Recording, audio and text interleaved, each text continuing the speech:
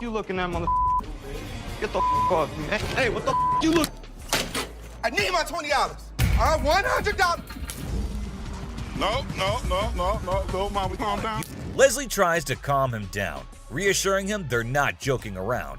But no, he won't take their word for it.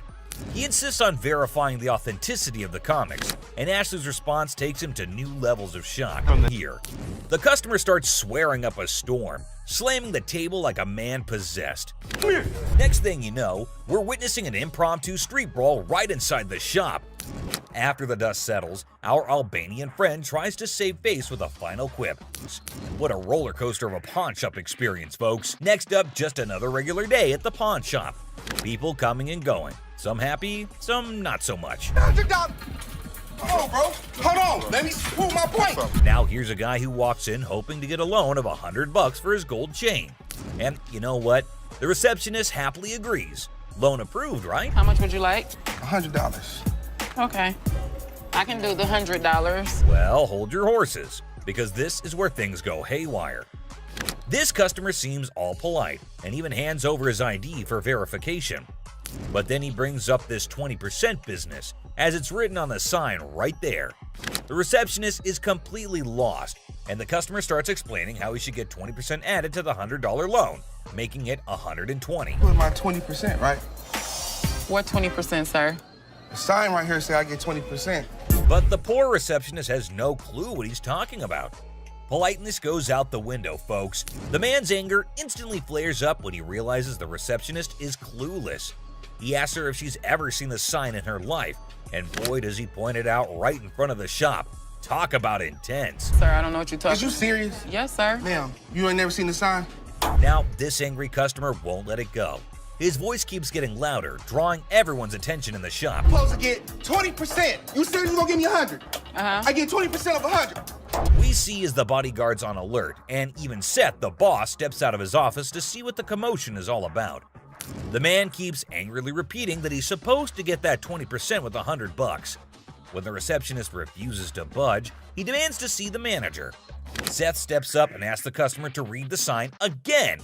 He patiently explains what it actually means. At another pawn shop, bring me in the ticket, and when you take it out of that pawn shop, I'll give you 20. But does our furious customer listen? No way. He's sticking to his guns, dead set on his demands. He even goes back and snatches the sign to show it to the receptionist and Seth. You can practically feel the tension, folks. If Seth wasn't behind that glass, this guy might have thrown a punch. Clearly, he's not thinking straight. That's when the bodyguard steps in and takes the sign away from him. Hey, straight up. My man, let this go. Let this go. 20%. The angry customer doesn't even give Seth a chance to explain. Oh boy, talk about rage blinding a person. This irate customer keeps shouting in the shop, demanding his 20%, hoping someone will back him up. Sir. Why? Well, because you're False advertising. I guess you think I You're not letting. But here's where things escalate. This customer challenges Seth to step out of his glass office and face him like a man. Whoa, the temperature's rising in here. But Seth's having none of it. He tells him to get out since he's causing a ruckus. And you know what happens next? He gets escorted out by the bodyguard. And get this, he tries to take the sign with him. I'm getting something out this, bro. You down for this sign, my man. If I chase you Hit the down. mother. Gotta admit, that's a bit hilarious. But the bodyguard quickly snatches it back, and the customer keeps cursing as he leaves the shop. But wait, there's more. To show his anger, this guy grabs a harmless plant and throws it on the ground. Huh, $20 worth right there, bitches. Oh, man. What did the plant do to him? Seriously, what did the plant ever do to you, man? And off he angrily storms away. It's never a dull day around here, is it? Interesting fight over $100. Well, ladies and gentlemen, gather round for the drama unfolding at the pawn store. We've got a black woman strutting into her own zone, eyeing the pawn treasures. Oh, the suspense. She's in a chit-chat with Ashley, and things are looking intriguing. Is she here to shop or just to spice up the day? The plot thickens. Hi, excuse me. Yeah, hi. I'm looking for a watch, maybe about $100. I got $100 to spend. Plot twist alert, our leading lady settles on a band and confidently asks for the moolah. But hold your horses. No haggling? That's suspiciously smooth. Ashley, ever the skeptic, checks the currency. What does she get? A gift card. Oh, the audacity. No. What is this? It's a $100 gift card. $100 gift card? Ashley questions the magic gift card, and our heroine insists it's worth a whopping $100. Cue the showdown.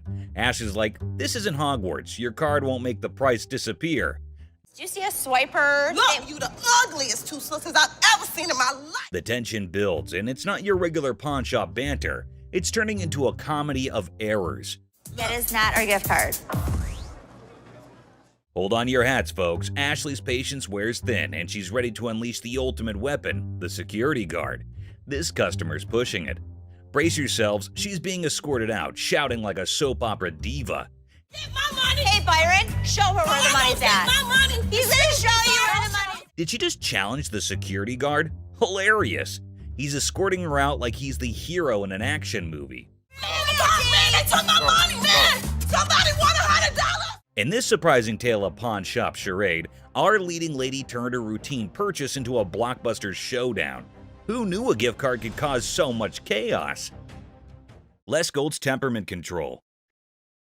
So here are two black men coming to Seth, probably for some purchase. Man, I need to get about 6, 7 iPads, man, and a couple TVs, man, 3, 4 TVs. They're asking for the iPads probably, and see, there they go. They're asking for all the iPads without asking for the money. What a ridiculous purchase.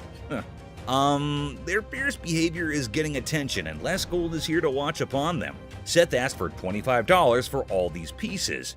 Oh, 25 piece, my man. 25 what? $25 a piece. Okay, the matter is getting serious. They're arguing. The men are not ready to pay $25 each, and here we go.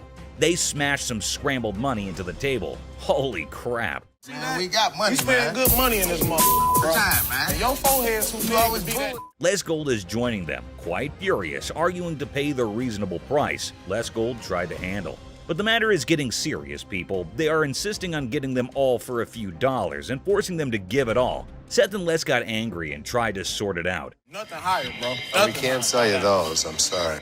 We ain't leaving this motherfucker till we get the deal we want. Les is making a mysterious move and asks Seth to find a bag. Les, infuriated, gathering all the money together, and what is going to be done now? Ashley noticed and got into the argument. Both men continued speaking rubbish and bullying. Oh no. This is exactly the kind of situation that we don't need right now. Les is taking their money and both of the men are out of the store. He is bashing and going outside to let them out while the men are constantly challenging and bullying the Pawn Stars. Really? Well, how about this? How about you? How about Yeah. A big deal. So there came a woman at a pawn shop to sell something. She inquired she wanted to have some money for her grandmother's funeral. So she is definitely trying to have some money by hook or by crook. The stones that I found out of my grandmother's house, she just passed not too long ago. I'm just trying to get enough money for her funeral. Les told the woman to come later until they find out whether it's worthy or not. Come back in a few hours, I'll let you know what they are and how much they're worth. But the argument carries on and Les decides to check them out for if they are real or not. Les is checking the gems and seeing, oh my god, it's not a regular gem or stone, rather it is a precious ruby. Oh my God. What is it? Check it out. Holy. They're all surprised. They're not expecting this. Ashley checked it herself from the magnifier to check it, and it is a happy deal for Les. And here's the woman coming again. Ashley is shocked and Les is excited to break the news to her. Ashley broke it to her and told her about the gems. But now she will know, and definitely she's gonna be happiest. So Les told her that he will give $10,000 for this ruby, and it was really more than her expectations.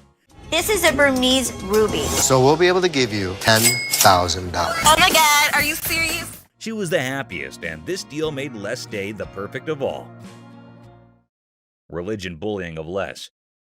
Okay, here we got a female Karen at the counter at a pawn shop. She's looking quite serious and angry. She inquired the manager at the counter to do her work ASAP, and in no time she got angry.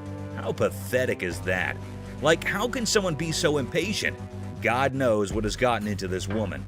She's asking for her gloves, which were sold before, and now she's claiming that she has not sold them. How creepy is it? You sold the clubs to us. You didn't pawn them. I did not sell my club. She continued to argue until Les Gold came, and now who knows what is going to be the next move of Les as he is angry. And now Les is dealing with her, and she is constantly fighting for her gloves, which are not really hers now. Let me make this perfectly honest. Let me make it perfectly clear. This is a very sad commentary. And see, holy she attacked Les's religion. It is really unethical, and that lady is getting more than anything. Anyone down on the luck you make big fat money off of in your Jewish ways. The Les got angry a lot and are just screaming at her and asking her to get out. She should get out, actually. Get your anger out of here. Don't talk about my religion, you. Les lost his control, but the woman is still bullying him of his religion. No, man, she's putting herself in a dig. She should behave. Okay, Les gets out of the cell and is about to kill that lady. The lady sitting in her car was still yelling and making him furious about his religion. Con artist. Buckle up for this one. An overconfident individual walks in, claiming to have big cash to buy something. His grand entrance sets the tone for this bizarre encounter. Let me see this one right here. This one right here. That's platinum. Yeah, I like that one. Oh, now this is real nice right here. I think I could look good when I go out with this. That one's sharp. How much is this one right here? $5.99. Oh, down, baby. Hold on, folks, because this is one roller coaster of a ride. Our protagonist believes he's holding a fortune, enough to buy a $500 watch. It's a $2 bill. Okay, and it's worth $2,000.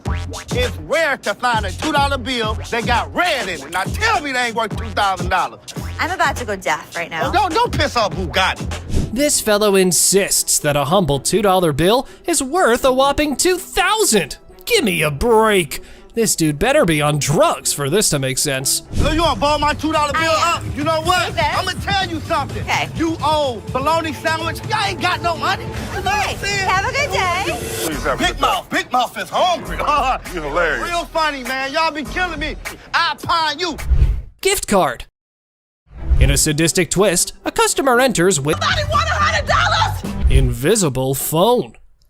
In a daring attempt to find the perfect gift for her son, a woman decides to venture into the pawn shop. But little did she know what awaited her there. I was kind of looking at some of these watches. Okay. Where the hell is my phone? Something wrong? Yeah, my phone. I just let Did you take my phone? Take your phone. There was never a phone on the showcase. Well, folks, it appears our big mama's stealth skills might need a tune-up. However, did you see her put a phone there? Not me. I ain't crazy. Damn it, I just laid my phone there. Don't touch me, yo. You better get off because I ain't. You Calm down. There was no phone on the showcase. Can someone just ask this woman to keep it down a bit? It looked like she was indeed trying to pull a scam. However, this is how she decides to take cover. When you start attacking another customer in the store, you have got to get out. Yo, y'all better get this lady because I ain't got Yo, nothing. please, Yo, listen. Nobody don't got time for this. Yo, get this old ass lady. You better get my mother. Looking for boyfriend. A girl visits the pawn shop on the hunt for her beloved boyfriend. Can you guess where she might find him? Oh, you got it. It's none other than the store itself. Talk about a stroke of genius. I'm sorry, but who are you? Just get him for me. And so what's this regarding? He's my boyfriend and he's not paying child support. You're his girlfriend? Yes, I need him. So don't you have a cell phone number? Could you just get Chad, please? I do have a Chad that works here, but I don't have time for this today. Our girl meets Seth, who's in a funny mood today. Get her ready for a humorous encounter that'll surely make you laugh. It's time for some entertainment. Come on, grab Chad for me. His lovely girlfriend's here. Like, I got all day to just be wasting my time. This young lady would like to see you. That's not him. Y'all playing games with me now? That's Chad. No, that's not. Then I don't know. I know who I sleep Chad. with. What? This lady is out of her mind. Well, apparently, lady, they've got the wrong Chad, so you better take your business elsewhere. Or you've just started looking like a scammer. It's going nowhere fast. Oh, you're talking about Chad, the tall guy with the waves. Yeah, Chad. He just went outside. He's right out there. Y'all want to sit here and play with me? If this was Chad's girlfriend, I have one piece of advice, Chad. Run away. Where the he at? Watch that. Tressa, the ex-employee, decides to stroll back into the pawn shop with a Rolex watch in tow. Guess what? It's the one her boyfriend paid for. The guy that bought it for you disputed the credit card.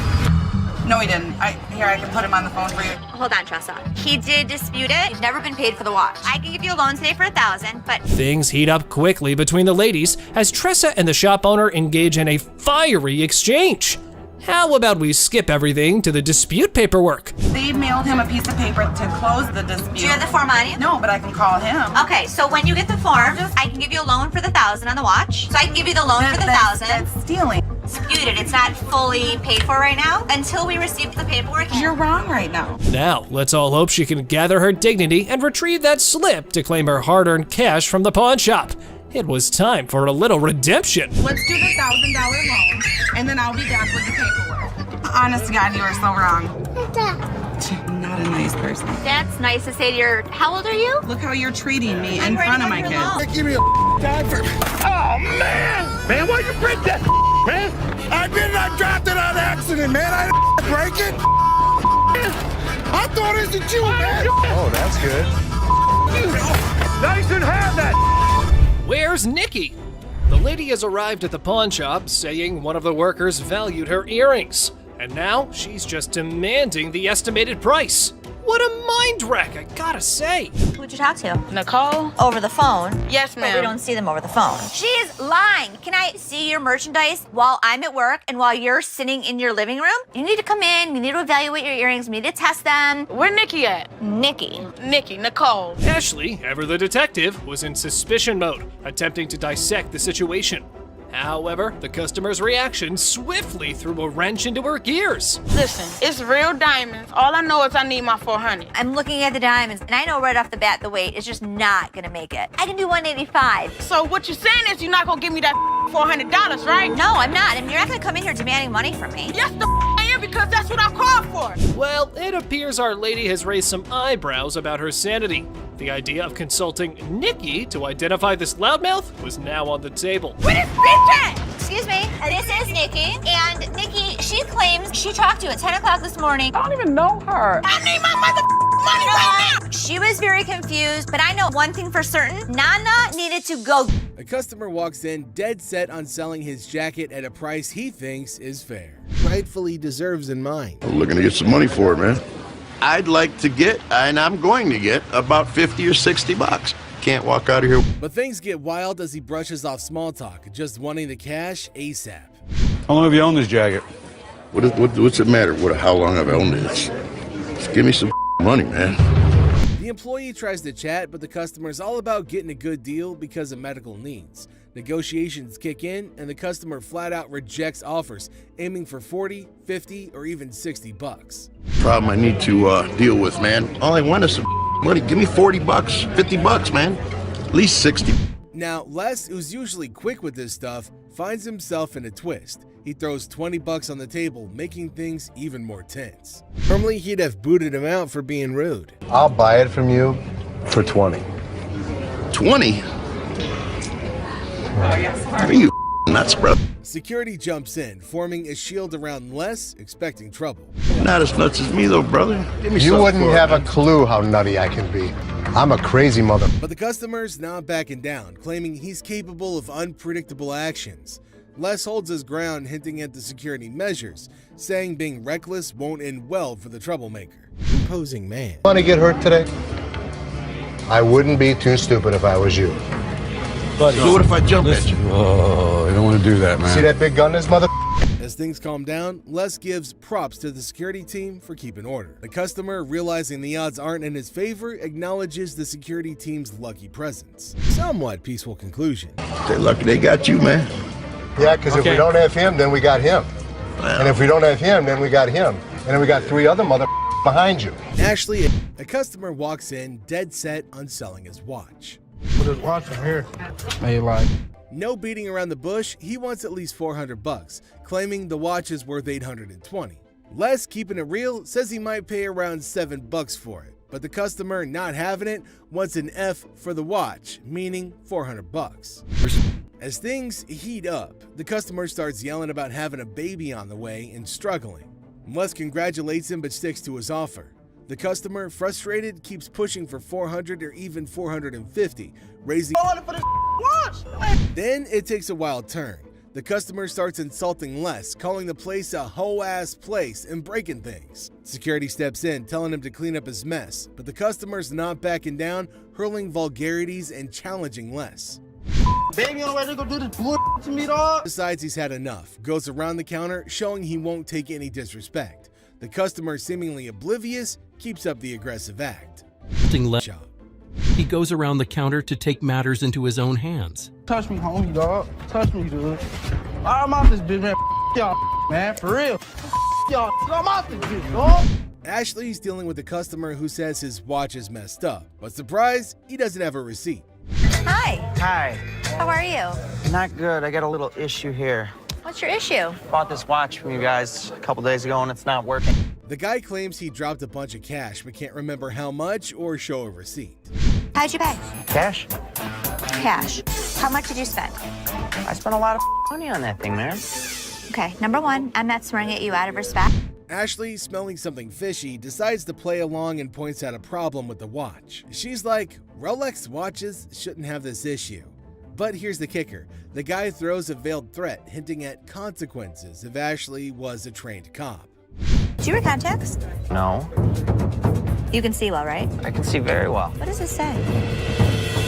Now Ashley's not having it. She keeps her cool, uses her training, and delivers a swift response. A chokeslam. But she decided to play along with his games. Come here, I'm gonna show you exactly where your Rolex is. And by the way, if you wear a tank top, I'd advise you work out some more. So come on. The guy, realizing he underestimated the situation, backs off quickly. Message delivered. Threatening behavior won't fly in the store. Really?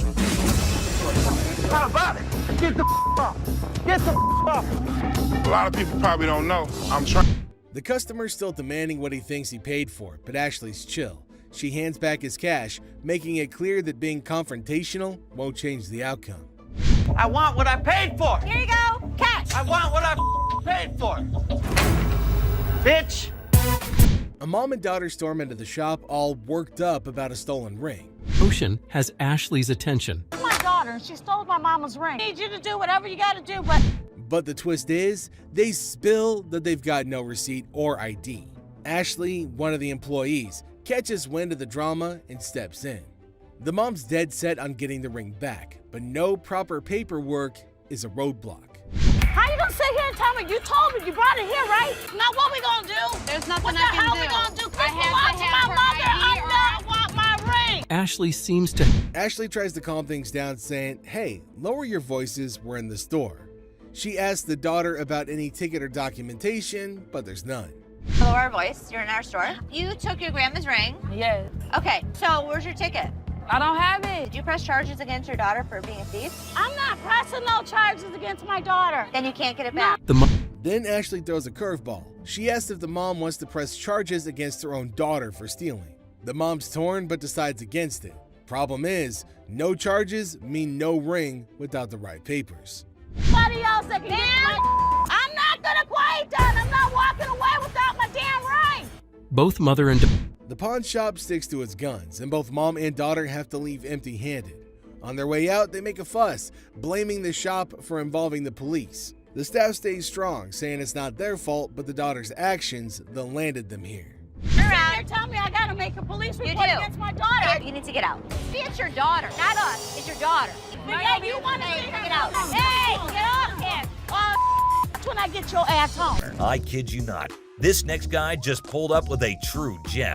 Perhaps then they'll be able to negotiate a fair price. Good thinking, Seth. However, much to their disappointment, the customer refuses to budge below $8,500. Sadly, no deal can be made today. Nonetheless, Les wishes him luck, and we join him in hoping that the right buyer comes along for this exceptional ride. Fingers crossed. Now hold on to your seats, because things are about to get interesting. This guy is asking for a whopping $2,000. Ashley, always the one to ask the tough questions, wonders why it's priced so high. The customer confidently explains that outline. It's actually valued at $3,000, and he wants a fair price for it. Oh, and here's a fun fact for you. The Silver Surfer was actually voted one of the top 50 most recognizable comic book heroes in America. Pretty cool, huh? Ashley, being the shrewd businesswoman she is, gives the customer a reality check. She offers him a lesser amount for it, stating that it's the best she can do.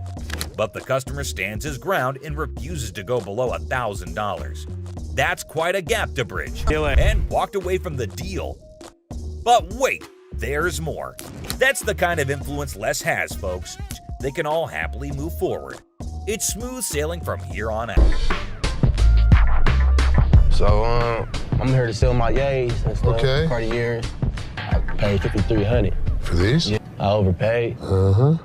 They're fashion designer glasses. Really cool gold diamonds. For those particular frames, there is a huge demand, but not for that price. How much you want for these? The lowest I'll take probably like 40 for it. All right, give me 35. You give me 35? 1,000. What you mean? You making too much money now. I sell this stuff cheap, man. Look, I ain't pay 1,000 for these. I know feel you me? didn't. I can feel you. Well, dang, you don't feel me, you know what I mean? I can feel you. You see how he talking? Talking like a kid and You don't know who the I Man, am. You don't know where the I was raised. Like and I you're just said, talking. Well, flat out, man. I ain't leaving, dog. Come on, baby. Young buck. What's up, baby? Man, we out. You on that petty shit, dog. That petty ass money you offering. That's why ain't nobody with y'all. You feel me? I feel you. Les is offered a cool pair of glasses, but he knows they're not cool enough to be worth what the customer's asking. The customer doesn't take the news well at all. Welcome to the channel, guys. Okay. Oh my God. Get your hands off. Blurry-faced guy. We'll buy this and pawn this and that and give you $350 total. Get set for a crazy moment in this pawn shop. The shopkeeper and a customer are going at it in a big argument, trying to make a deal or who knows what. But wait for it. Out of the blue, two dudes in fancy clothes with blurry faces bust in like old school detectives. The shopkeeper's scratching his head, clueless, but here's the kicker. Those blurry-faced guys are undercover detectives on a secret mission. It's like a scene straight out of a comedy movie. The detectives have arrived. I need to tell them what's been happening and show them the evidence. Hold on to your laughter because this is pure comedy chaos.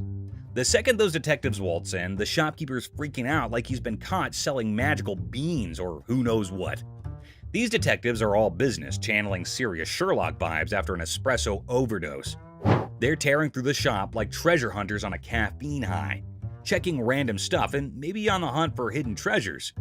Meanwhile, the poor shopkeeper's sweating bullets, desperately trying to keep his cool. It's like a real-life comedy suspense show unfolding before your eyes.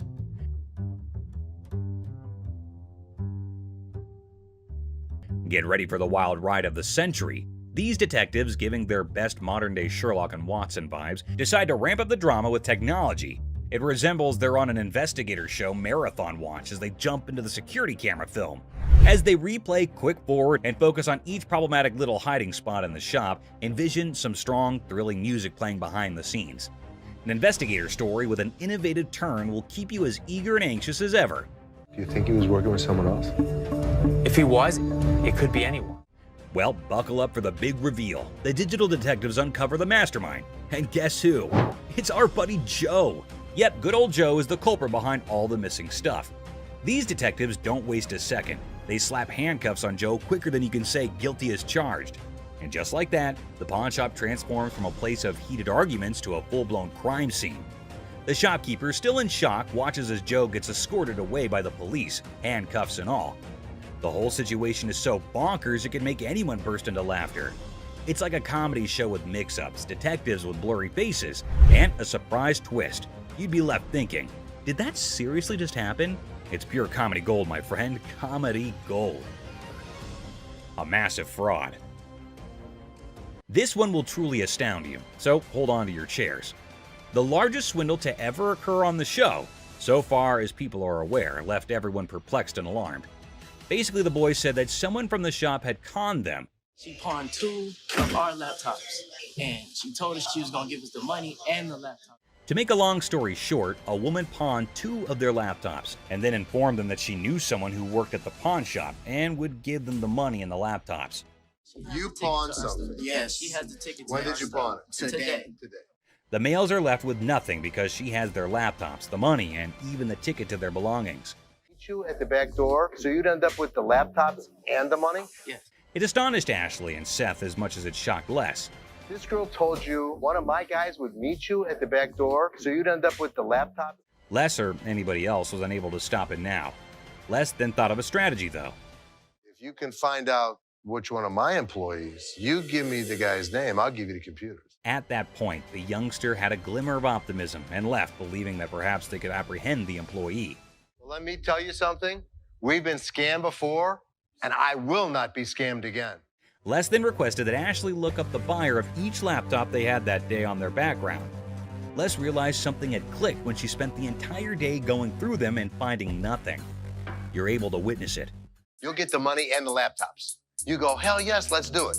Thus, these children were not the victims themselves. Instead, they had been attempting to con them all along. Well, here's the way it works. Nobody gets out of pawn without paying for it, and nothing goes out the back door.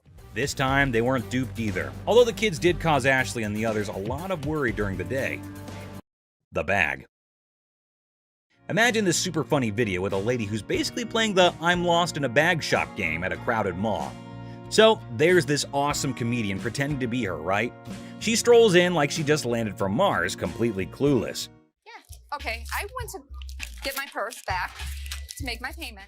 Then, out of the blue, she locks eyes with a black bag, and boom! She's convinced it's her long-lost twin, with a mix of determination and total confusion. That's my purse right there. That one right there, the black one. So I want to know why it's out there. She marches over to the lady in charge, ready to solve the mystery of the twin bags. It's like a comedy treasure hunt in a bag store, and you're in for a hilarious ride. Get ready to laugh your socks off. Here's the money. I want the purse. That bag was never in pawn. Now get this. The shopkeeper, a comedic genius with timing that's spot on, coolly spills the beans.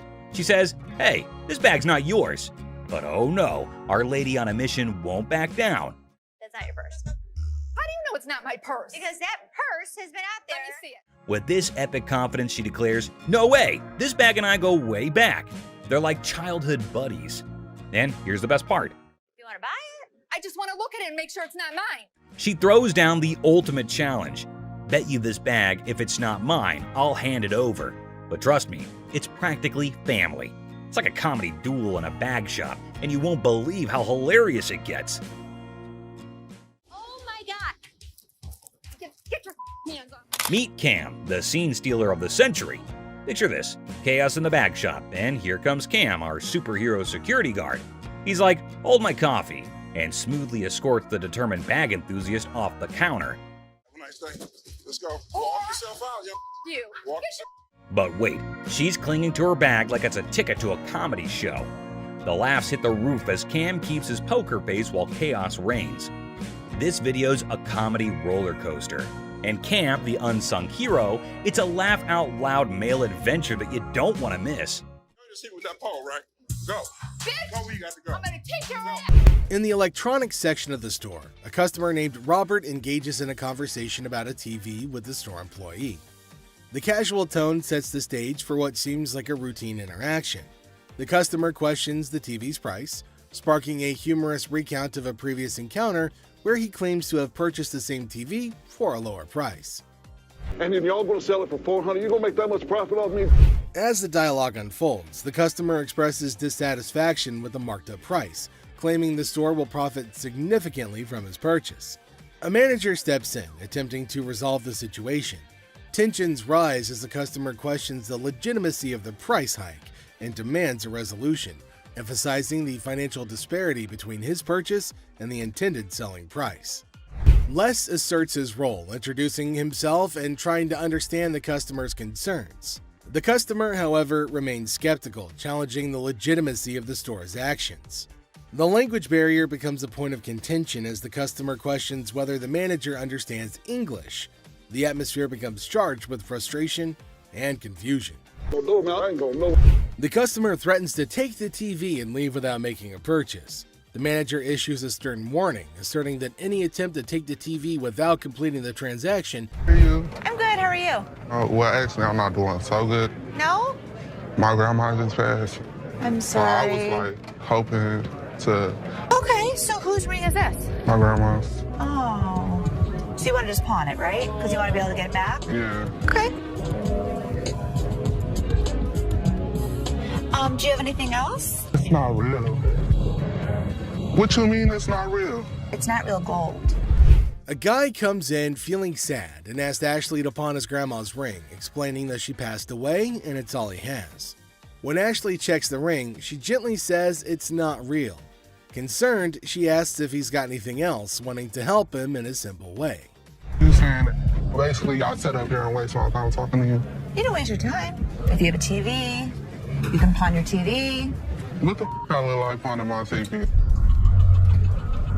Do you have a TV? I need to speak with somebody else because you irritate me flat out. It's acting really erratic and it's making me really nervous. Lower your voice. Don't Lower your tell voice. me Lower what your to do. voice. Don't Lower put your voice. finger in Lower my your face. voice. Lower Don't your voice. put your finger.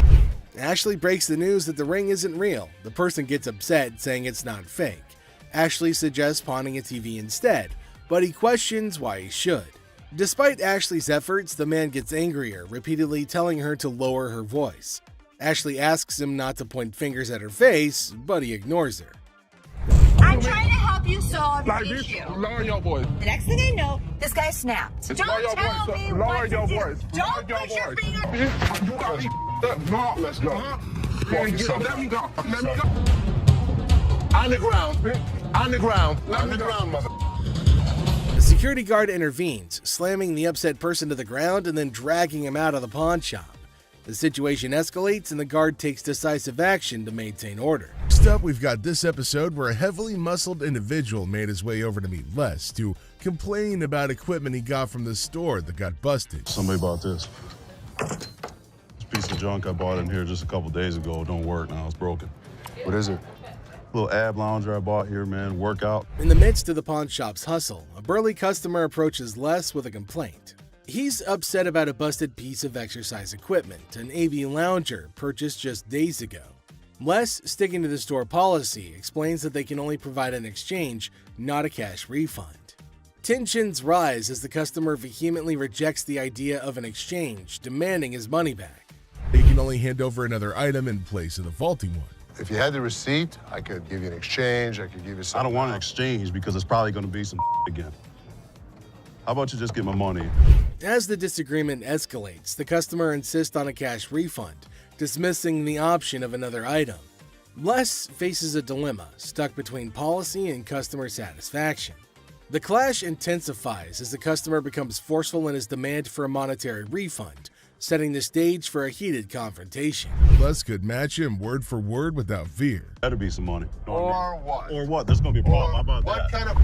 Les, accompanied by his trusty companion Byron the Snuggle Bear, stands his ground. The customer challenges Les with threats of problems if he could.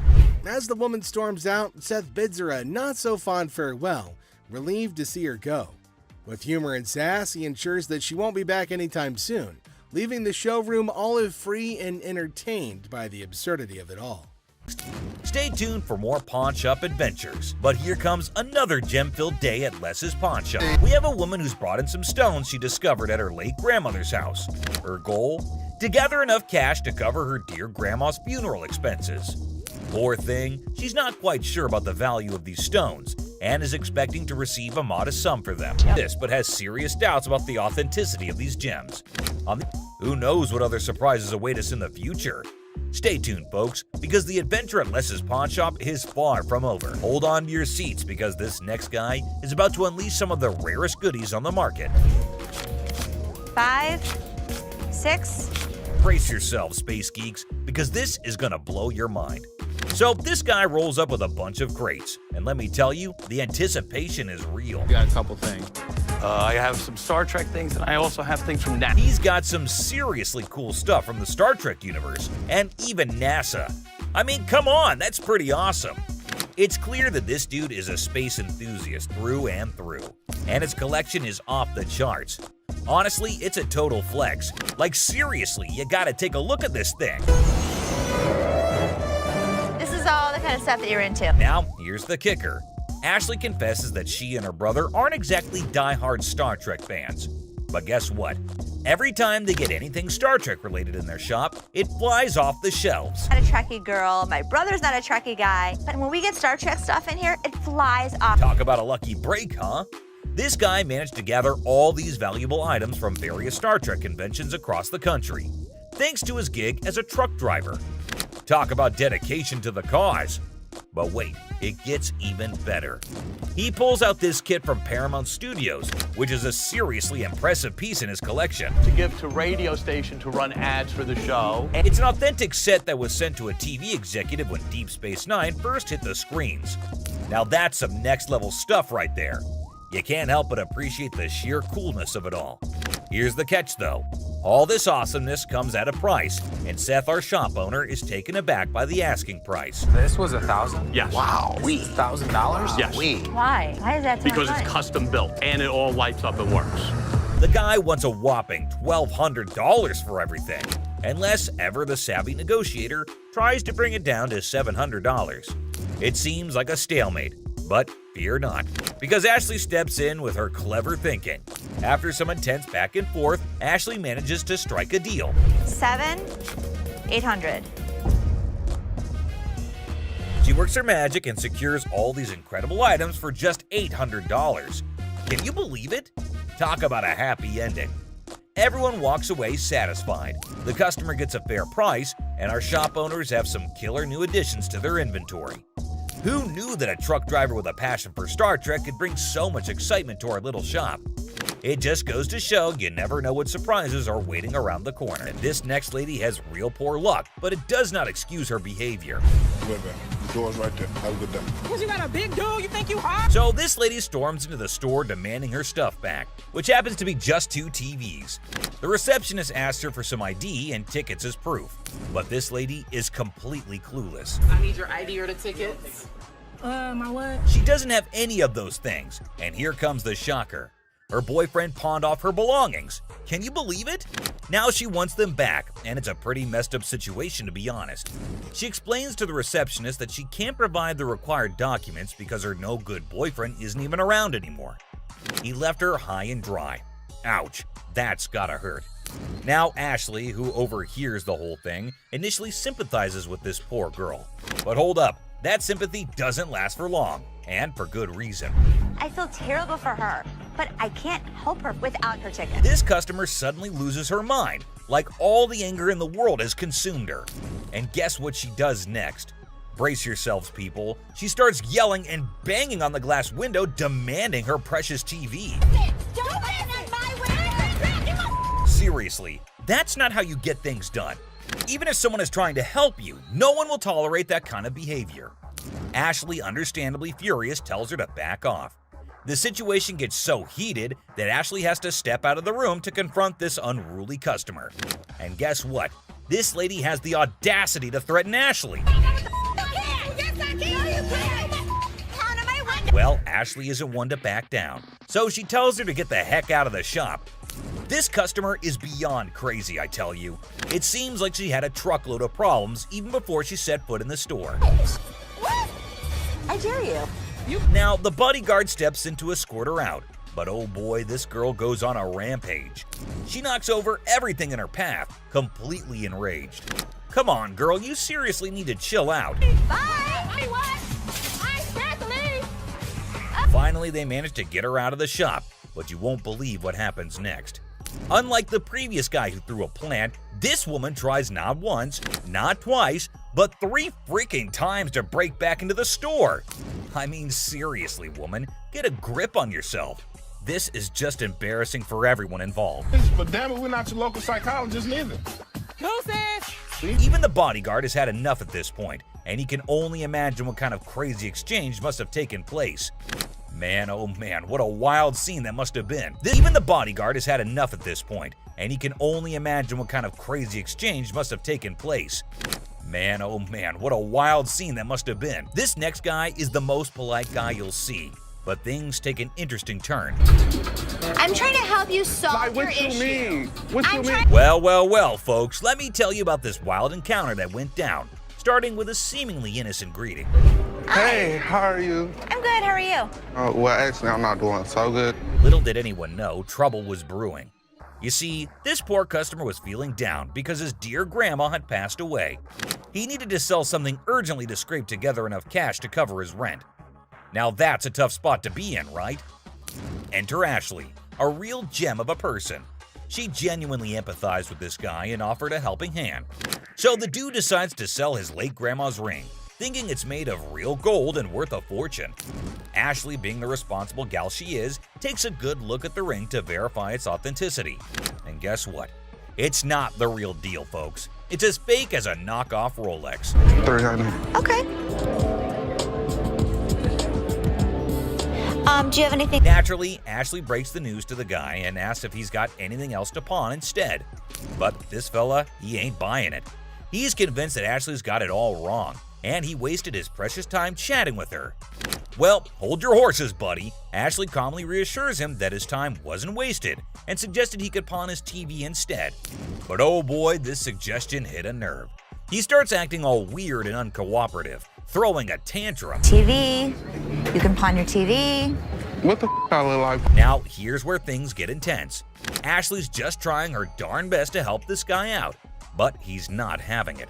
He demands his ring back and starts searching for someone else to deal with. I'm trying to do whatever I can to help him. This not making no sense. And when Ashley tries to explain that she's simply doing her job to lend a hand, it's like a switch flip inside this guy's head.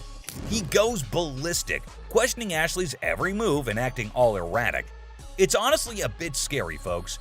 Believe it or not, this fella has the audacity to tell Ashley to lower her voice, even though he's the one causing all the ruckus. Talk about pushing boundaries. He even has the nerve to put his hand on her face trying to belittle her.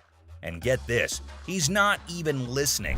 Lower your voice. Lower your voice. Lower your voice. Lower your voice. He's busy with his threats, making Ashley's job even harder. But our girl Ashley, bless her heart, stands her ground like a champ. But wait for it, folks. Here comes the jaw-dropping twist. Out of nowhere, a hero emerges. Lower your voice. Lower your Don't voice. put your You got finger me. in. No, you got me. Bam!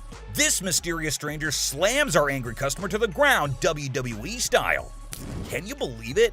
And that's not all, folks. This hero then grabs the unruly fella and drags him out of the place. Because guess what? The dude still won't quit. On the ground. On the ground. On the ground, mother. He keeps up with his nonsense, making threats and vowing to return for more. Seriously, what on earth did Ashley ever do to deserve this kind of treatment? It's downright mind-boggling, folks. How you doing? I'm good. Trying to find this here.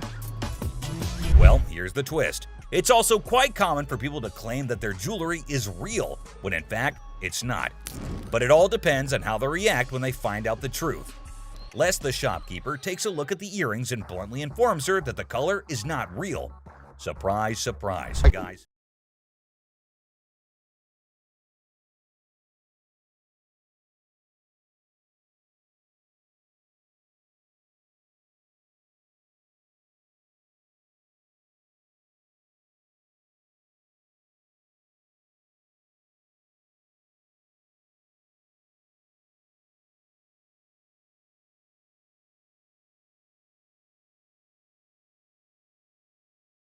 That's right. No, I'm not. And you're not going to come in here demanding money from me. How would you? Customers usually go through several stages when they hear that their item's not as valuable as they thought. The first is disbelief, followed by denial, anger, and even assault. In this video, we see a woman who assaults a security guard, another insults and body shames Ashley, and one almost takes a swing at Les. The thing all these people have in common is that they were shocked at the real value of their item. Yes, ma'am. I was coming to pawn my ring because I have to pay my rent. It was due a couple weeks ago. Oh, okay. Why you keep looking at my ring like that is real? I mean, what, you want the studs on my lip or something? Pawning it. I'm not buying it. You're just pawning it. You want to pawn it? Keep control of herself. I don't know what the hell her problem was. I don't give a what her problem was. She's lucky my security staff didn't beat her ass. There's never a shortage of people who don't know their item is fake. The truth makes this woman explode at Les, but she never stands a chance because Les has backup. Hi. Hi. I'm Ashley. I'm Nana. Nana. I called up here and I got an estimated price, and they told me that I could get $400 for these. You called up here and got an estimated price. Yeah. Who did you talk to? Nicole? Nicole. Over the phone? Yes, But ma'am. we don't see them over the phone. She is lying. Where Nikki at? Nikki. Nikki, Nicole. Well, which is it, Nicole or Nikki? Listen, it's real diamonds. All I know is I need my $400. All right. I'm looking at the diamonds, and I know right off the bat the weight is just not gonna make it. I know I am not gonna be able to help her. I can do 185. No, I'm not. I mean, you're not gonna come in here demanding money from me. Yes, the I am, because that's what I called for. Nikki! What? No, Nikki! Where this bitch at? She all of a sudden darted away from me, started screaming for Nikki. It was like a bat out of hell. Where this... A customer comes in to pawn her jewelry, but she's not ready for what Ashley has to say about it. Excuse me. Nikki! First of all, you're not gonna scream in my store. No, first of all, you're not gonna walk up on me either. This is Nikki, and they told me that they was gonna give me $400. Oh, so look at and these now they telling me that I can't get my money and I need this now. Don't you dare. I need my money right now. I don't know what this chick was talking about. She was very confused, but I know one thing for certain. Nana needed to go. And you like that? Well, you disrespected me, my store. Y'all bitches. Okay. Everybody in this mother y'all. Joe. All y'all. Okay, have a good day. And kiss my ass. Keep walking. Bye, Nana. You bitch. Oh, you mother. Give me a headache. Nana's smart enough to leave before security throws her out, but she makes sure that she's got the last word. Hi. Hello, how are you? Good, how are you? I'm well. I'm here today. I want to pawn my computer. I'm trying to get my son into a technical high school. I know it's ugly, but it's No, I didn't say it was ugly. How much you looking to get? Like 175. Oh, that's not enough. I really wish you could give me like 150. Have you ever had an impound before? Yeah, I'm a gold card member. Get it for you for the same amount that you've had it in for. What was that? You consider the fact that I've been patronizing this business since '97? I really appreciate you're not giving me what I want. Well, I don't give everybody what they want. It's 7. You done? No, I'm not done. Okay. Do you want the 100? No, I don't. Okay, then goodbye. This customer walks in with a laptop and a price that just won't cut it. Ashley knows this one's gonna have to go. What do you mean goodbye? You can walk out the store. I can. But am I going to walk out? You will. Who's going to make me? I want to see somebody make me leave up out of this motherfucker. Not giving me what I want. I don't give everybody what they want. 150. Well, if you had as something a patron that's been patron since '97. Are you done? No, I'm not done. I want to see somebody make me leave up out of this motherfucker. Are you a lady or are you a child? I don't give a what I am. And don't think that you won't. Because all I got to do is make a phone call. You know what? Wait, Get out. I'm not Get going out. out. Get out. Me up. Don't touch me. Do not touch me. Get out of my store now. I've been patronizing this business since '97. You have an English degree, right? No, I don't. Y'all. Despite Ashley's efforts to help her, the woman goes ballistic. Felix, the security guard, escorts the woman out, but she doesn't go quietly. I was coming in to try and get like $1,500 for this. Okay. I'm trying to get my baby daddy out of jail, and I've been really trying to work things out with us. I love him dearly. I was his first phone call, so that lets me know that he loves me. Huh? No, not $50. I want $1,500 I'm sorry, for I these. can't help you with that. I said. I don't care what you said. I said I want $1,500. I'm not giving you $1,500. $1,500. I am not giving you. To get my man out, okay? I want $1,500. What part of that you ain't understanding? You need a hug. No, don't give me no damn hug. Oh, you need a hug. I don't want no damn hug. Stop. Get off of me. Good day, baby. I don't want no hug from you. Sure. I don't want no hug from you. Kiss my ass. Gave her a hug. The woman comes in to trade baseball cards. However, the only thing she manages to do was initiate a shouting match with Ashley. This one is put out the door. You. Customers are just shocked when they're told the real value of their item, but this customer's just straight up disrespectful.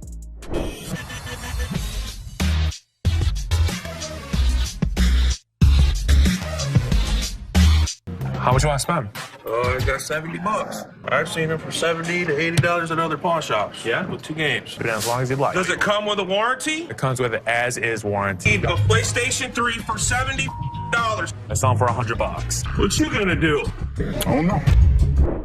The PlayStation's really hot stuff at the moment, but the customer who wants one is far from hot. He's mostly just hot-headed. I ain't been shot already. What? Ain't nothing here. You're just another door guy to me. Yeah. Throw it down. Throw it on the $70. I ain't. Oh, you don't have it. Have a good day. Have Have a good day. What you think? What you mean? What is all that about? What's all that about? No, this my level beat your ass down here. Go. Think you all that? Oh, bitch. You right here. And a couple empties in there, buddy. What? You big. The guy went from shocked to shouting in a heartbeat. Unfortunately for him, the pawn shop doesn't tolerate that nonsense.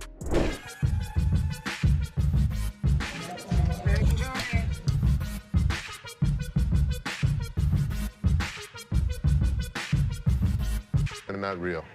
What? No, these is real. Look, when you holding up to the light, ding, you hear that? Ding, that's the diamond sound. Don't you think I would offer you money for them? No, I know what this is. Why your big ass standing here? What the you want? So you can give me my $300. Whatever, Tomei, my ass haters. Bye. Have a nice day. The next customer is a lady with diamonds from her fiance, or so she thinks. Les breaks the bad news to the lady, but she's got a hard time accepting the facts. Hello. Hi. Can I help you? If I'm trying to pawn this, 35 millimeter, right? yeah, How much are you looking for? just about $30. Got my baby's birthday coming up and just need a couple of extra dollars to help out. Stuff situated for him. What do you have planned? For his birthday, Mm-hmm. a birthday party, you know, cake, ice cream. To try and get money from us. And the kid ratted her out saying, yeah, my birthday's in 2 months. There's a little bit of time you have before then to come back and hopefully have something of value. And I really would have appreciated any little thing that you could have gave me. 10 years ago. This is some bull because y'all could have took this camera. You could have gave me $30. The innocence of a child didn't allow this woman to cash in on her worthless camera. She was pretty shocked her lies didn't work on Seth. How are you? How are you today? Good. What you got? My bracelet on my phone. My baby daddy gave it to me. It would be so mad. Curtain tiebacks. What are you telling me? You know this isn't real. What do you mean it's not real? Well, it's a real bracelet. You know what? It's a Obviously, real, you don't know what listen, you're talking okay, about. fine. You're fair enough. probably Don't right. trip, okay? Don't trip. I'm about to call him right now. Sometimes people get presents, and sometimes when they get their presents, the people that give it to them tell them a lie. He said this bracelet costs $500. It would be more What are you talking about? He's Anywhere. lying to you. Baby, did you give me some fake gold? Did you give me some fake gold? Really? Did you give me fake gold? This ain't love, baby. You said you was gonna marry me one day. Okay. Have a very nice day. Thank you. Man, this. What the is you talking about? Have a nice day. I have a nice day when Okay, you then give me don't some have nice service. Right? You know what, y'all? I'm about to take it to a real jewelry store that knows something. That's what I'm gonna do. The amount of men who give their women fake jewelry in Detroit is absolutely crazy. This woman is shocked, betrayed, and angry when she learns the real value of her jewelry. On shop before smashing one of their items in an argument. The couple is more sad than shocked that they've rendered their items worthless. Hi, how are you? I'm good. How about yourself? Doing all right. I've got a ring I want you to take a look at for me.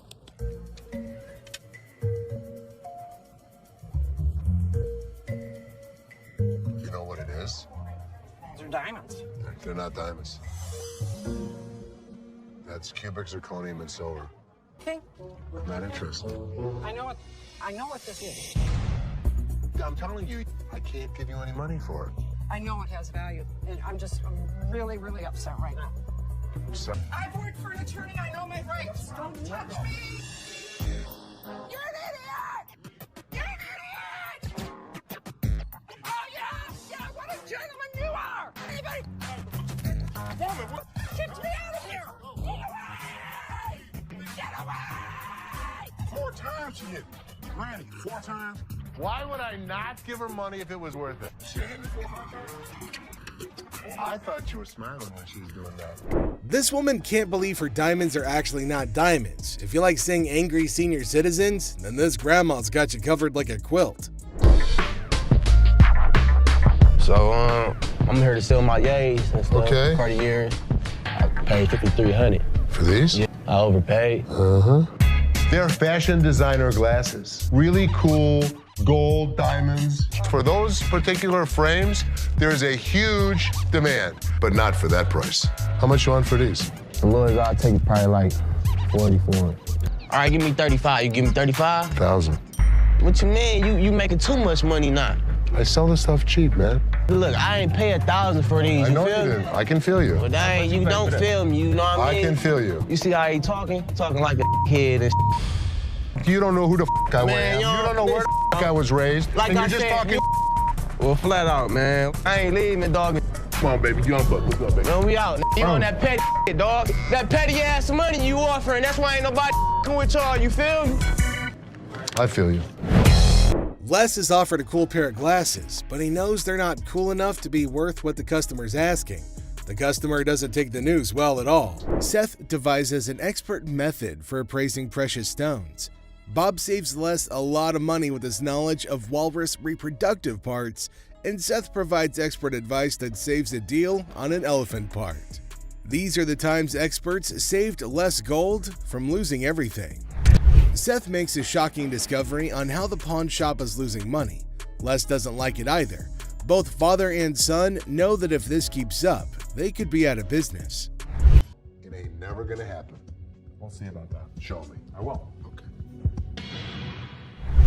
Seth has done his homework and concludes that the pawn shop system needs to change. But is it worth the cost? Les certainly doesn't think so. Les doesn't mind losing a bet to his kids, especially if it earns him more money. I'm here to sell my collectible Amazing Fancies issue, and it's 24 karat gold and sterling silver, and it has Stan Lee's autograph as well. This is all original casing and stuff. There's only been like 1 or 2 that's been sold since like 2000. So I don't want it, because it doesn't match anything I have at our apartment. Can we talk about this woman, though, for a minute? Why would you be in this relationship? I don't want to take this from this guy. Enough. A guy brings in a really interesting piece to the store at the behest of his controlling girlfriend. Ashley only wants to focus on business, but Bobby J is quite bothered about the customer's relationship. Unfortunately, it's not 24 karat gold. Oh, it's not? It's plated, which decreases the value a lot. Let me ask you this. What else have you had to get rid of? Nothing else. The only reason. The kid's miserable. He's scared to death to say anything. We should have helped him. You can't have this. You can't do that. And would you ever do that to somebody? Can you just go over there and finish what you were doing before? I can have an opinion about something. You can, and enough's enough. Thank you. The gold gun that Les bought from the expert comes in and saves the pawn shop more money. However, Bobby J's only concerned about saving the customer from his girlfriend. Thanks to Les' expert, there's going to be no deal between Les and the scooter owner. The woman gets more than she expected, but if Les gave her $10,000, just imagine how much he would make for the precious gem. These are walrus peni. Walrus. Penises. Why? I'm pretty sure I'm right in line with what you can find on the internet. $600 each for those, and $600 for them. There is no way I would take less than $500 for those a piece. Correct. Just wouldn't do it. Let me just go look. 2 customers come in with some of the weirdest items you'll ever see on the show. Les has to take a second to understand what he's dealing with. Yeah, you're 100% right. How the hell did you know about that? Holy Bob. He's really proficient at anything that's hard. Yeah, I mean, this is it. My guy knows about these things. Right. Make us an offer. Thank you so much. Thanks for coming in. Bob is an expert on all sorts of things, including the reproductive parts of a male walrus, for some reason. The expert really saved Les a lot of money with his odd knowledge. Skull of an elephant. Really? It's very unusual. It's very unusual. How did you get it? My best friend had it, passed away, and I inherited this one. It's where the tusks were. I understand that. It came from Africa? Yeah, right. Well, I So- can promise you nobody's ever brought in an elephant skull, ever. That I can Little tell you. unique. How about 500? Nope. 500, I'll take it back. Throw it in my family room, even though my wife don't want it there. How about 12? How about 5? 1,000. That's as low as I'm gonna go. It's definitely elephant season for Les, but will he be inclined to own this piece of an African elephant? Let me talk to my elephant expert. Africans are more expensive than the Asian ones. Africans are... So you don't really want to lug it back home, do you? No, I don't. So 600, 700. I believe he'll put it in his own personal collection. It'll have a decent home. You are? Thank you. 51, 2, 3, 4, 5, 6, and 7. Thank you. Thank you. Les consults with his expert, and then he uses that advice to close down a good deal for the pawn shop. Robert Ashley, the deal expert, finds a customer with a car seat missing its base. Can Ashley make a deal, or will it turn into a funny situation? Ashley faces a funny moment. A customer wanted a Chilla scarf, but it's really just a bunny. Get ready for a wild time. So in walks this dude looking like he just stepped out of a heavy metal concert. Tattoos everywhere, face carved up like he had a disagreement with a razor blade. He's all like, "Hey, call me the devil." Seriously? Who does that? But hey, anyway, nice to meet you, Lucifer. Then he drops this bombshell. He's 2,500 years old. Seth's like, "Dude, you got me beat. Finally, someone older than my dad." But here's the kicker. He wants to swap his gold for some cash. Says money's the root of all evil. Yeah, buddy, you're really living the stereotype. 2,500 years old. Great. I finally got to meet somebody that's older than my dad. So how can I help you today? I want to get rid of this gold. Money's the root of all evil. This guy might take the cake for the weirdest guy that has ever walked through the store. How much you want? I could have gotten $650 for this stuff if I melted it down and sold it to my refinery. How about 500? Can't do it.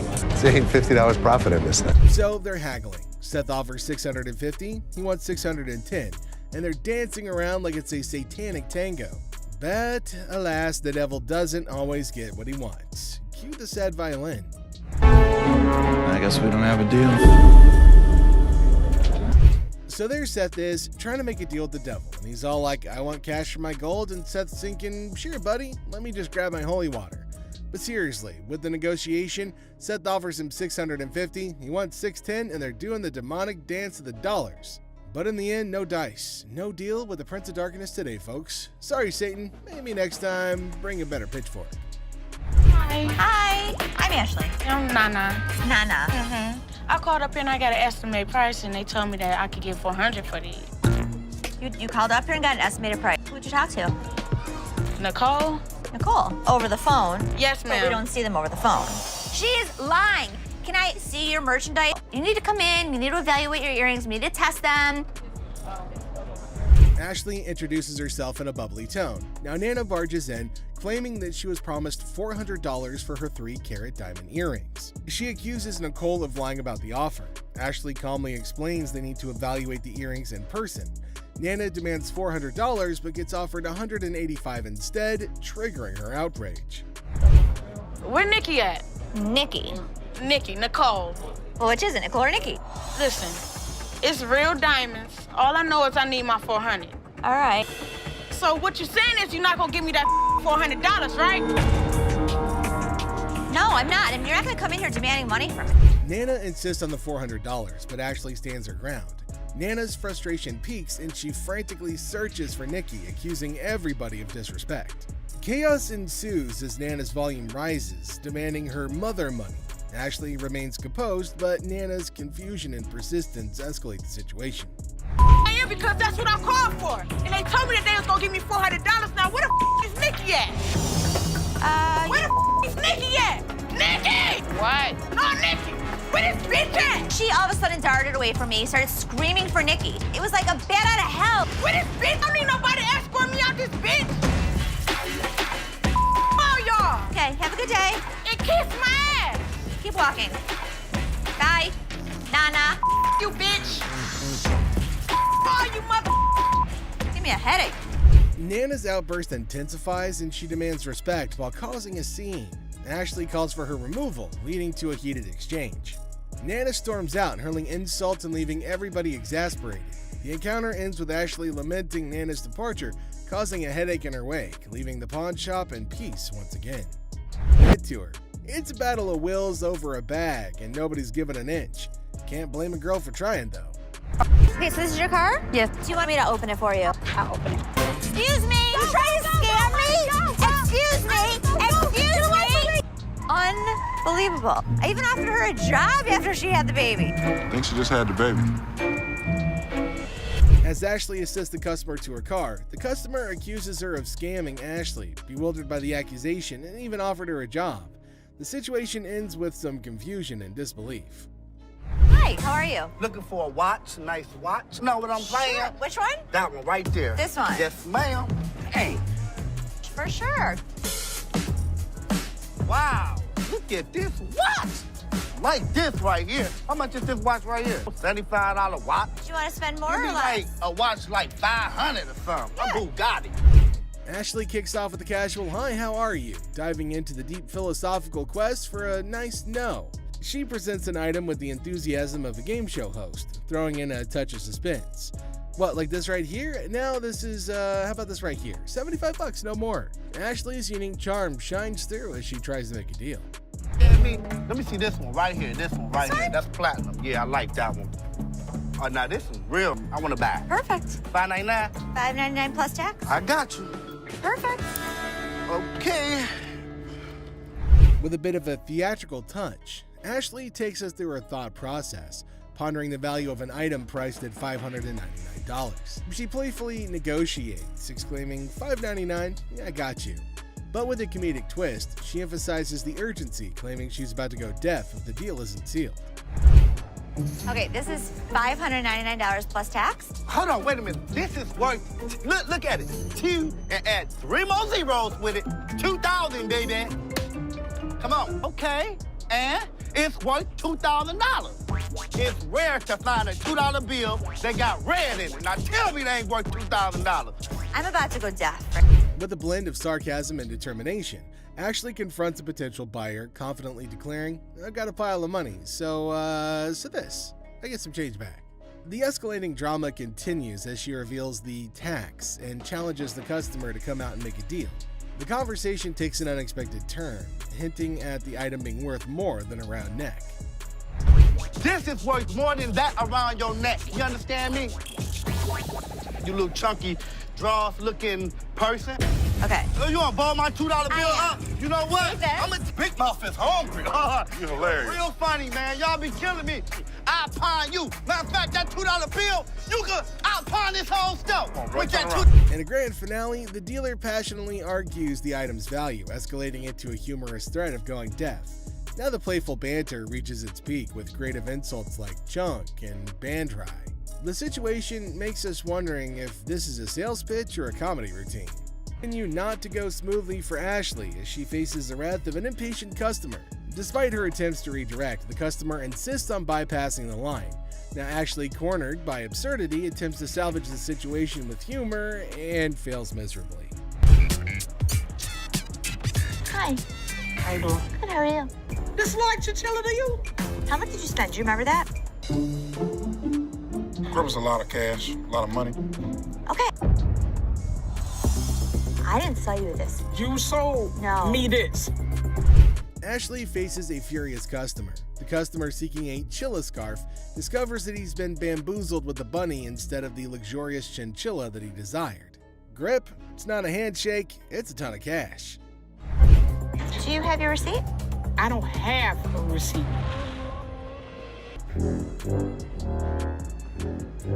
Man, you sold me this bull for real. I ain't leaving here until I get my damn money back. Bunny right there. I wish this bunny would just... See this? Look at it. It's flying through the... As the drama unfolds, Ashley denies the accusation, stating the chilla is actually a bunny. Now the customer's girlfriend confirms the fluff faux pas, tossing the rabbit back. The receipt? It's apparently tucked in a peculiar location. Look at that. Ain't nothing chinchilla about it. I want my money now. It's time to go, sweetheart. All right, you can take that home if you want to. But I want my money, that's all. Have a good day. That was nice on you. Whatever, man. Around your neck. That's some old ass. Amidst the chaos, the customer adamantly demands a refund while comparing the bunny to Bugs Bunny. Now Ashley remains unfazed, suggesting the bunny be taken home as a consolation prize, but the customer's not having any of it. This bunny's not hopping away from the dispute. I'm not wearing that old ass. That was a good shot right there. You play basketball? I'm not wearing that old ass, man. Have a good day. You too. I want my money. Man, I spent good money up in this bitch. Why you so violent, girl? Go on up out of here. Try to be nice to you. Now you're gonna leave it? You wear that. In a final showdown, Tipper's Flair and Ashley bids adieu to the irate customer, but not without some sass and a failed attempt to pawn off an old scarf. The customer exits empty-handed but full of fury, leaving Ashley to ponder the quirks of pawn shop life. Hello. Hi, how are you? I'm good. How are you? I'm looking to find this. Okay. I'm just trying to get some money so I can bail my man out. How much you looking to get? 500. 500. How'd you come up with 500? Because this is a new gig. In this one, Ashley encounters a customer looking to pawn an item, claiming it's like an iPad. Now, Ashley questions the uniqueness, and the customer insists that it's a new gig and demands $500 for it. Ashley is incredibly skeptical. So I should get gig? Yes. This is a pad. This is an iPad? It's something like an iPad. I'm just curious, how? How would you use this as an iPad? It's something like an iPod. Ashley challenges the customer's understanding, questioning how the item could be similar to an iPad. The customer struggles to explain, resorting to sound effects.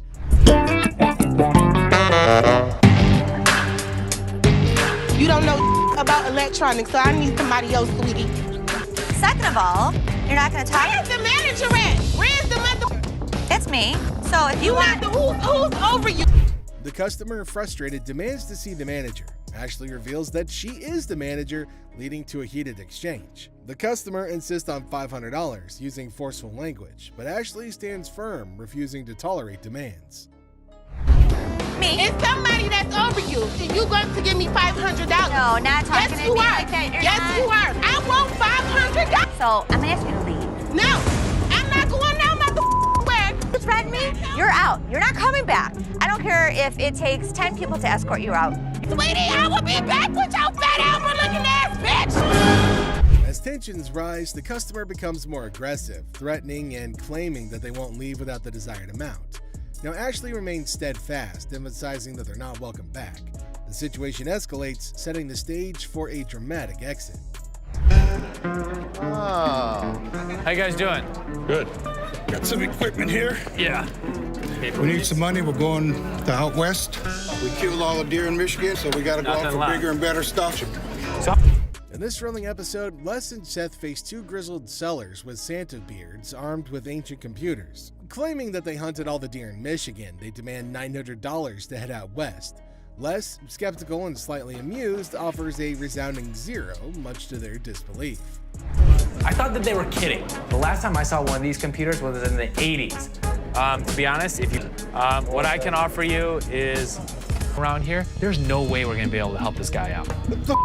The sellers persist, insisting on $800, but Les holds firm at zero, triggering their rage. Unfazed, Les declares their items as mere ancient artifacts. Now these guys storm out in disbelief, leaving Les to reflect on the Detroit rock scene, mentioning ZZ Top's enduring presence.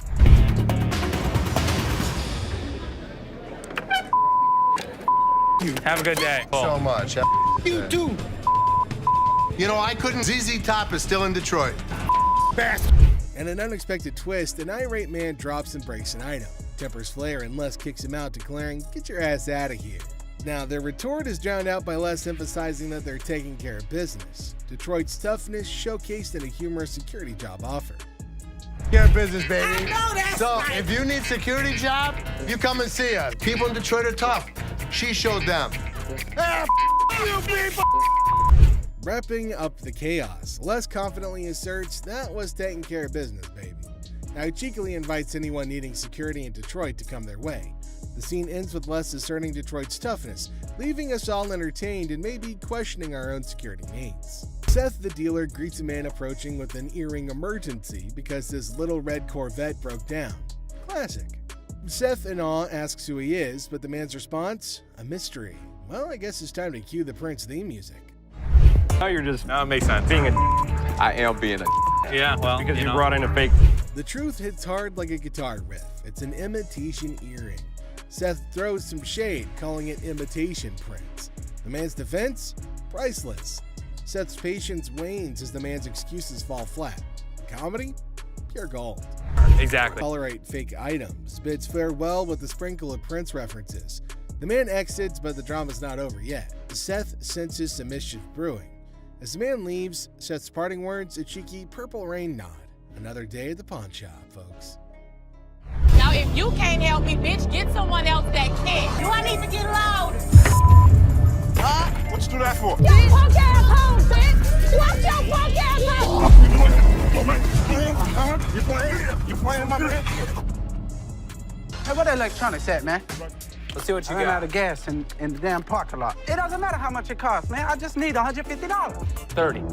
I want my 150, please. I would 35. Like... I really don't need nobody. It's just gonna be me. Let's go, bro. Things get heated really quickly. Hey, nah. This man, get off me. Think I'm playing with y'all? They got a little bit Man, put. y'all. I want y'all to help me out, man. Turn right. I just. In this lively scene, Ashley, a pawn shop dealer, encounters a customer seeking to pawn an item. With a comical twist, the customer explains her predicament, having lost all of her money at the casino and now seeking to pawn her car seat, albeit without its base. She hilariously demands assistance, unaware of the impossibility of the situation. Too heavy to carry. I need the base. Ashley is unable to help her. Have to have the base for it. I know how a car seat goes. Can you Properly? get someone else? Where's the manager? Me. Do you have a supervisor? Me. So I can't take it in pawn. You Georgia Peach looking mother. Now, if you can't help me, bitch, get someone else that can. This customer constantly, persistently pleads for help, emphasizing her dilemma. Now, despite her persistence, Ashley can't comply due to the missing base. The customer's escalating frustration leads to demands for a manager or supervisor, but to no avail. Tensions begin to rise as the customer insults Ashley, resulting in security intervention. To have the base for it. I know how a car seat goes. Can you Properly? get someone else? Where's the manager? Me. Do you have a supervisor? Me.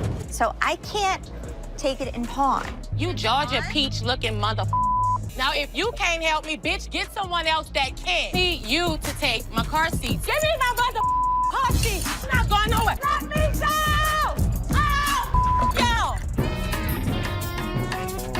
I don't know if she's supposed to be using the car seat or her child. Byron the guard intervenes, forcibly removing the unruly customer from the premises. Despite her protests, security ensures her departure. We then conclude with the customer's futile attempt to reclaim her car seat, emphasizing the absurdity of her actions and highlighting the humor of the situation. Ashley, Seth, and Karen to the office, please. Ashley, Seth, and Karen.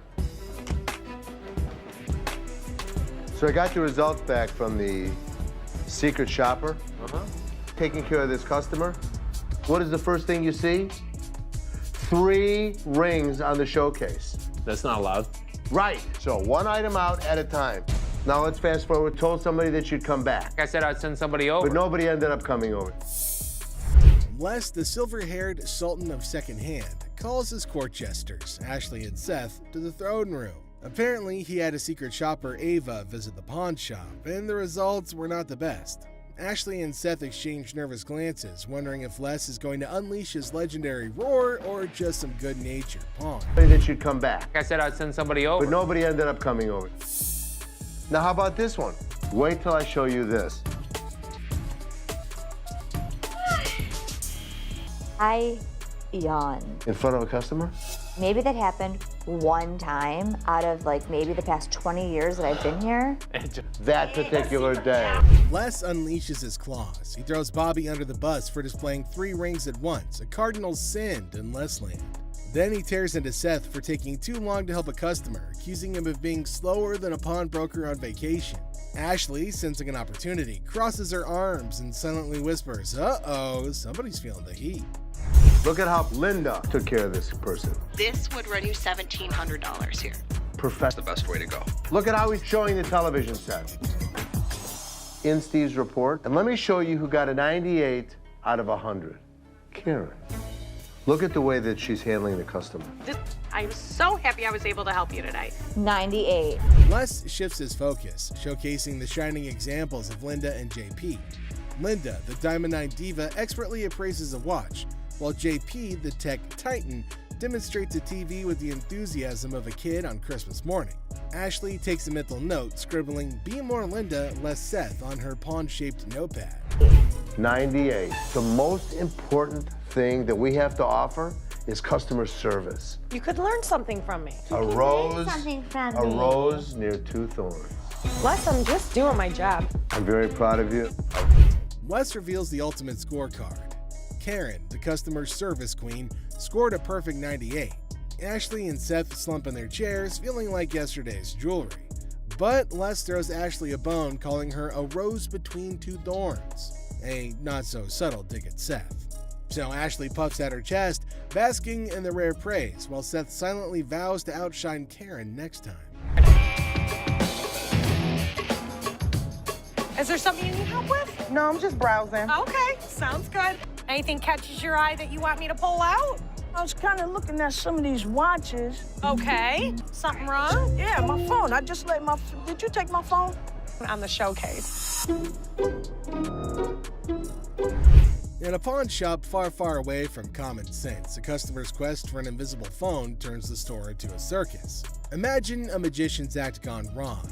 Now add grumpy customers and confused employees. It's a comedy of errors where the only thing missing is the phone that everybody's looking for. Look, I ain't crazy. Damn it, I just laid my phone down. Yo, you better get off because get the manager. You Another customer in the store, you have got to get out. Y'all, please, listen. As chaos reigns supreme, the invisible phone saga transforms into a slapstick showdown. Consider a scene from a stupid action film, but with canes instead of firearms, and insults flying quicker than a swarm of birds. It's like a sitcom on steroids, with each character competing for the title of most absurd performance. I'm out of here, yo. Their business outside. Nobody don't got time for this. Yo, get this old ass. Hey, what's your problem? Oh, my For God. heaven's sake. You ain't gonna need that cane. Go ahead, put the cane down. Chill out. Gangsta, calm down. Yeah, all right. Man, don't hurt nobody. And watch how you use that cane. Shut the hell up. You got grandkids? Granddad. Have a nice day. Now, as the dust settles, the pawn shop resembles a battlefield of comedic proportions.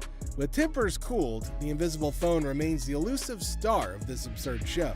And when the curtain falls on this hilarious display, only one thing is certain: nobody's gonna leave with their sense of worth intact. Hi, I'm trying to pawn this chain. Yeah, we won't be able to take this. Why you want me to take? Why are you screaming? Because I want my mother money. I'm a boss. That's what I do. Get my money. You're gonna come and get it? One way or another. All right, well, I'll come and give it to you. Yeah. So this guy strolls in all confident, trying to pawn off some chain. He's like, I want $250 for this. But hold up, it's faker than a $3 bill. The drama unfolds as he demands his mother money and threatens to take it by force. Oh man, well, we got ourselves a boss in the making right here. Where's it at? Back up. Okay. First of all, that's not real.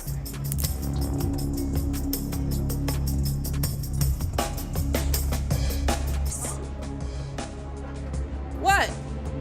Do you want me to let you pawn your watch for $250? And here comes round two. The guy's still clinging onto that delusion, insisting that it's real bling. However, they're not having any of it, threatening to remove him if he doesn't turn down the volume.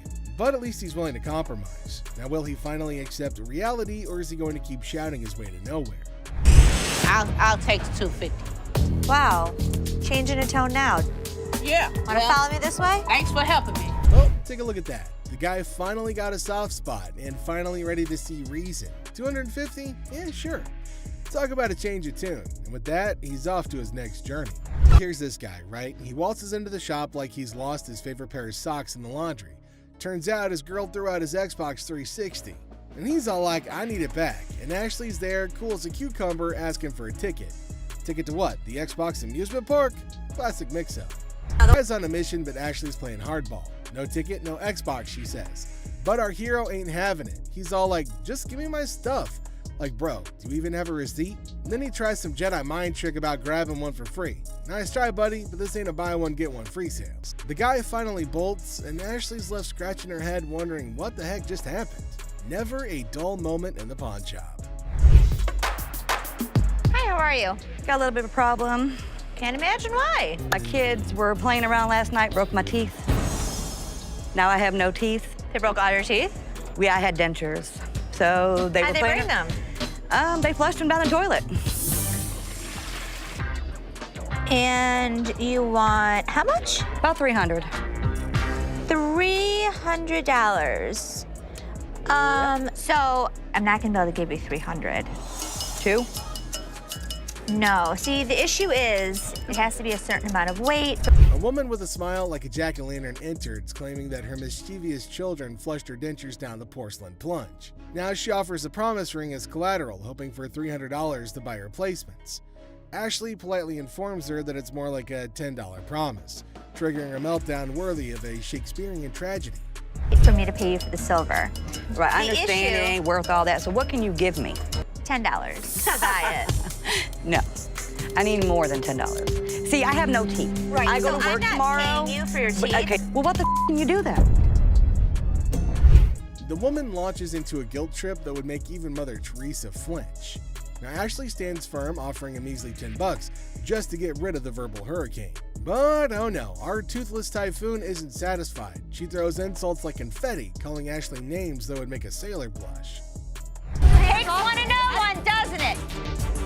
Talk a lot of smart, bitch. I do, and so do you. Keep walking. Now what? I'm here. Now what? I'm here. Keep walking. Bitch, my car's this way.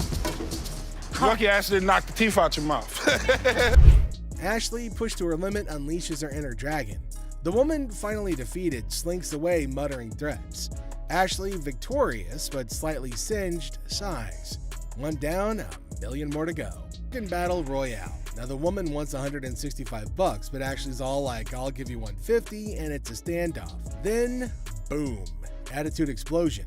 The woman, talk about a grand finale, folks. The woman's on her way out, but not without some parting shots. Now she's throwing shade like it's confetti, calling everyone out like it's a reality TV showdown. But in the end, it's all smiles for Ashley and her crew as they bid adieu to the drama and welcome the next wacky adventure in the pawn shop saga. I need my $20. $100. No, Mama. Next up, just another regular day at the pawn shop. People coming and going. Some happy, some not so much. $100. Hold on, bro. Hold on. Let me prove my point. Now here's a guy who walks in hoping to get a loan of $100 for his gold chain.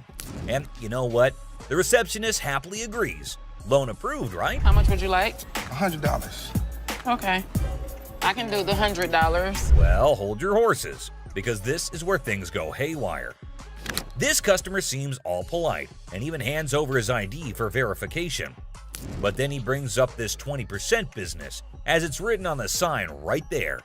The receptionist is completely lost, and the customer starts explaining how he should get 20% added to the $100 loan, making it $120. With my 20%, right? What 20%, sir? The sign right here says I get 20%. But the poor receptionist has no clue what he's talking about. Politeness goes out the window, folks. The man's anger instantly flares up when he realizes the receptionist is clueless. He asks her if she's ever seen the sign in her life, and boy does he point it out right in front of the shop. Talk about intense. Sir, I don't know what you're talking about. Is you serious? Yes, sir. Ma'am, you ain't never seen the sign? Now, this angry customer won't let it go. His voice keeps getting louder, drawing everyone's attention in the shop. I'm supposed to get 20%. You said you gonna give me 100. I get 20% of 100. We see as the bodyguard's on alert, and even Seth, the boss, steps out of his office to see what the commotion is all about. The man keeps angrily repeating that he's supposed to get that 20% with $100. When the receptionist refuses to budge, he demands to see the manager. Seth steps up and asks the customer to read the sign again. He patiently explains what it actually means. Another pawn shop, bring me in the ticket, and when you take it out of that pawn shop, I'll give you 20. But does our furious customer listen? No way. He's sticking to his guns, dead set on his demands. He even goes back and snatches the sign to show it to the receptionist and Seth. You can practically feel the tension, folks. If Seth wasn't behind that glass, this guy might have thrown a punch. Clearly, he's not thinking straight. That's when the bodyguard steps in and takes the sign away from him. Hey, straight up, my man. Let us go. Let us go. 20%. The angry customer doesn't even give Seth a chance to explain. Oh boy, talk about rage blinding a person. This irate customer keeps shouting in the shop, demanding his 20%, hoping someone will back him up. Sir. Why? Well, because you're False advertising. I guess you think I You're not letting. But here's where things escalate. This customer challenges Seth to step out of his glass office and face him like a man. Whoa, the temperature's rising in here. But Seth's having none of it. He tells him to get out since he's causing a ruckus. And you know what happens next? He gets escorted out by the bodyguard. And get this, he tries to take the sign with him. I'm getting something out this, bro. I'm you down for the sign, my man. If I take you down. The mother. Gotta admit, that's a bit hilarious. But the bodyguard quickly snatches it back, and the customer keeps cursing as he leaves the shop. But wait, there's more. To show his anger, this guy grabs a harmless plant and throws it on the ground. $20 worth right there, bitches. Oh, man. What did the plant do to him? Seriously, what did the plant ever do to you, man? And off he angrily storms away. It's never a dull day around here, is it? This next lady has real poor luck, but it does not excuse her behavior. Wait, man. The door's right there. Have a good day. Because you got a big dude, you think you hot? So this lady storms into the store demanding her stuff back, which happens to be just 2 TVs. The receptionist asks her for some ID and tickets as proof, but this lady is completely clueless. I need your ID or the tickets. My what? She doesn't have any of those things, and here comes the shocker. Her boyfriend pawned off her belongings. Can you believe it? Now she wants them back, and it's a pretty messed up situation to be honest. She explains to the receptionist that she can't provide the required documents because her no-good boyfriend isn't even around anymore. He left her high and dry. Ouch, that's gotta hurt. Now Ashley, who overhears the whole thing, initially sympathizes with this poor girl. But hold up, that sympathy doesn't last for long, and for good reason. I feel terrible for her, but I can't help her without her ticket. This customer suddenly loses her mind, like all the anger in the world has consumed her. And guess what she does next? Brace yourselves, people. She starts yelling and banging on the glass window, demanding her precious TV. Don't bang on my window! Seriously, that's not how you get things done. Even if someone is trying to help you, no one will tolerate that kind of behavior. Ashley, understandably furious, tells her to back off. The situation gets so heated that Ashley has to step out of the room to confront this unruly customer. And guess what? This lady has the audacity to threaten Ashley. Well, Ashley isn't one to back down, so she tells her to get the heck out of the shop. This customer is beyond crazy, I tell you. It seems like she had a truckload of problems even before she set foot in the store. What? I dare you. Now, the bodyguard steps in to escort her out, but oh boy, this girl goes on a rampage.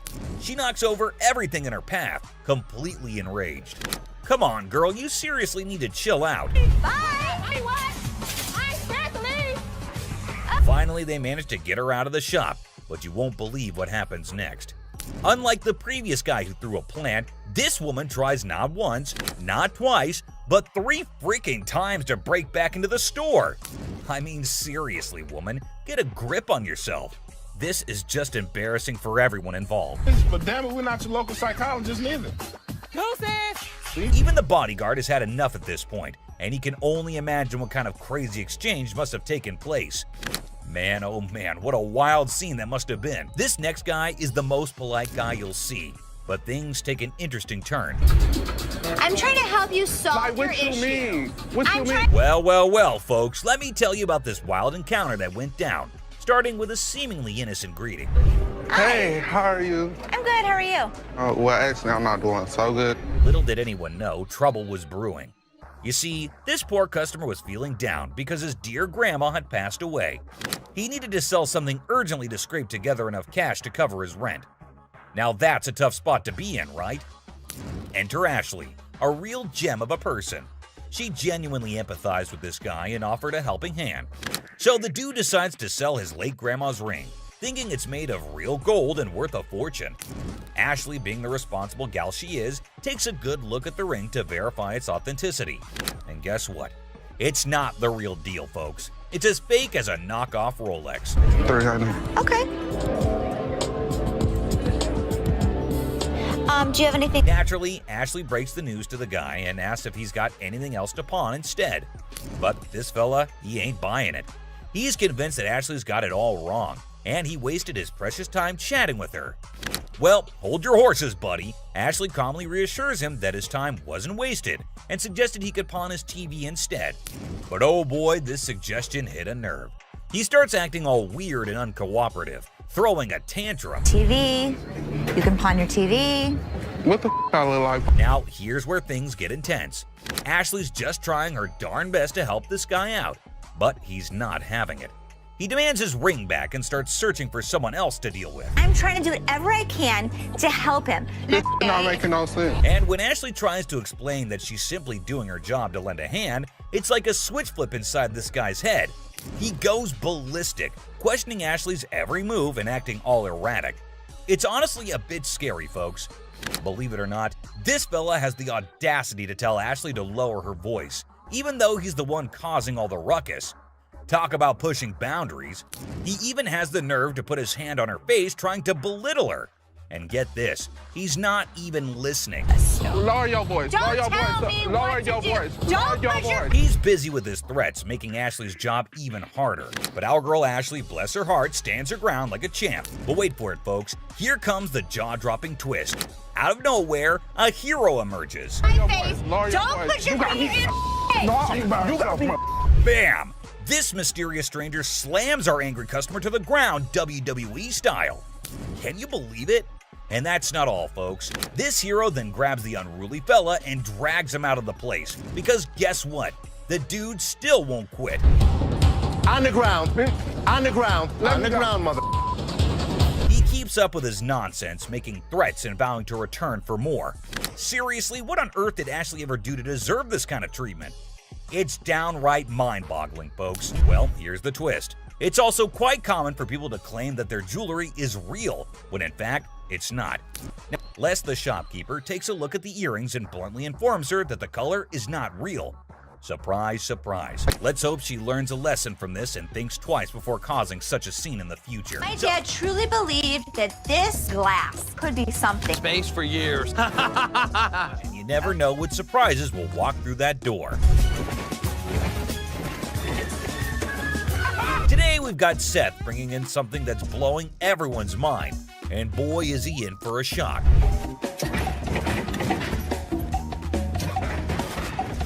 Our friend Penny rolls in with a rare 83 T-top Cutlass, lowrider frames, and a fully customized beauty. Whoa, whoa, whoa! This is the stuff dreams are made of. These babies are like finding a needle in a haystack these days, and you can see Seth's eyes light up with excitement. Easy there, Seth, don't get too carried away. We see all types of old cars come through the store. Does it do the four-wheel hop? It could if you wanted it to. This amazing car is decked out with 4 switches and can hop up to 72 inches in the front. And guess what? If you're up for it, it can even do a 4-wheel hop. Talk about a versatile ride. If you wanted to, it's equipped to. But it's very rare we see a tricked out car that actually jumps off the ground. This car is the real deal, folks. It's got all the bells and whistles you could imagine. How often do you come across a fully equipped ride like this? Seth can't help but admit that it's incredibly rare to see a car that's not only fully customized, but can also jump off the ground. He can't resist showing off, telling us about the car's 4 hydraulic pumps and a whopping 14 deep cycle batteries. More batteries mean more power, right? Seth and his buddy can't resist the temptation to hop in and experience it firsthand. And let me tell you, they are having a blast.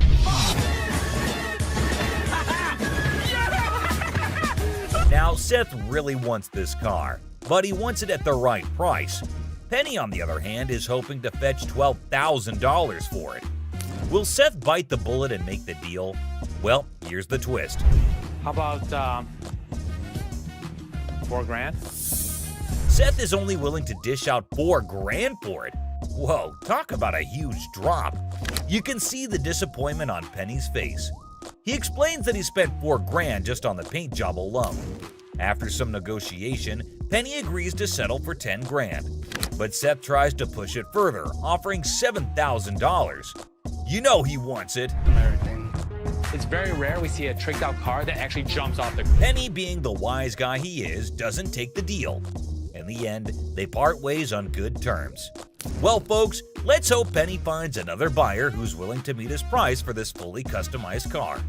It's always a thrill to see unique items like this in the pawn shop, and who knows what will come through those doors next. Stay tuned for more pawn shop adventures. But here comes another gem-filled day at Les's pawn shop. We have a woman who's brought in some stones she discovered at her late grandmother's house. Her goal? To gather enough cash to cover her dear grandma's funeral expenses. Poor thing, she's not quite sure about the value of these stones and is expecting to receive a modest sum for them. Younger. How much did you want for these?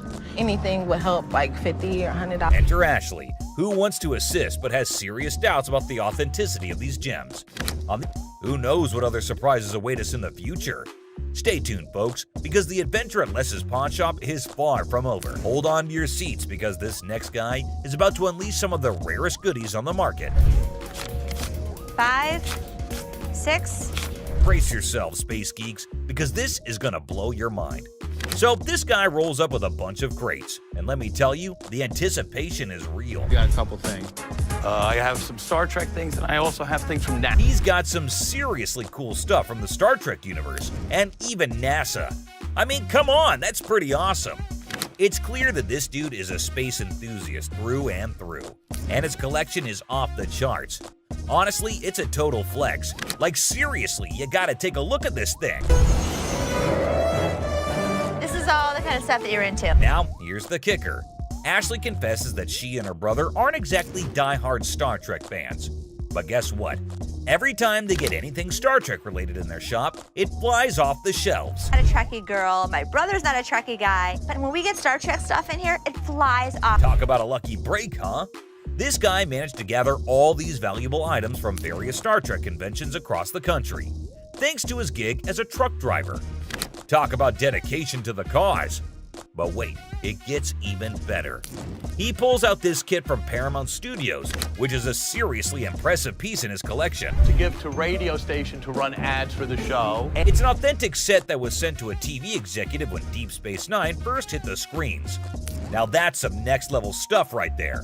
You can't help but appreciate the sheer coolness of it all. Here's the catch though.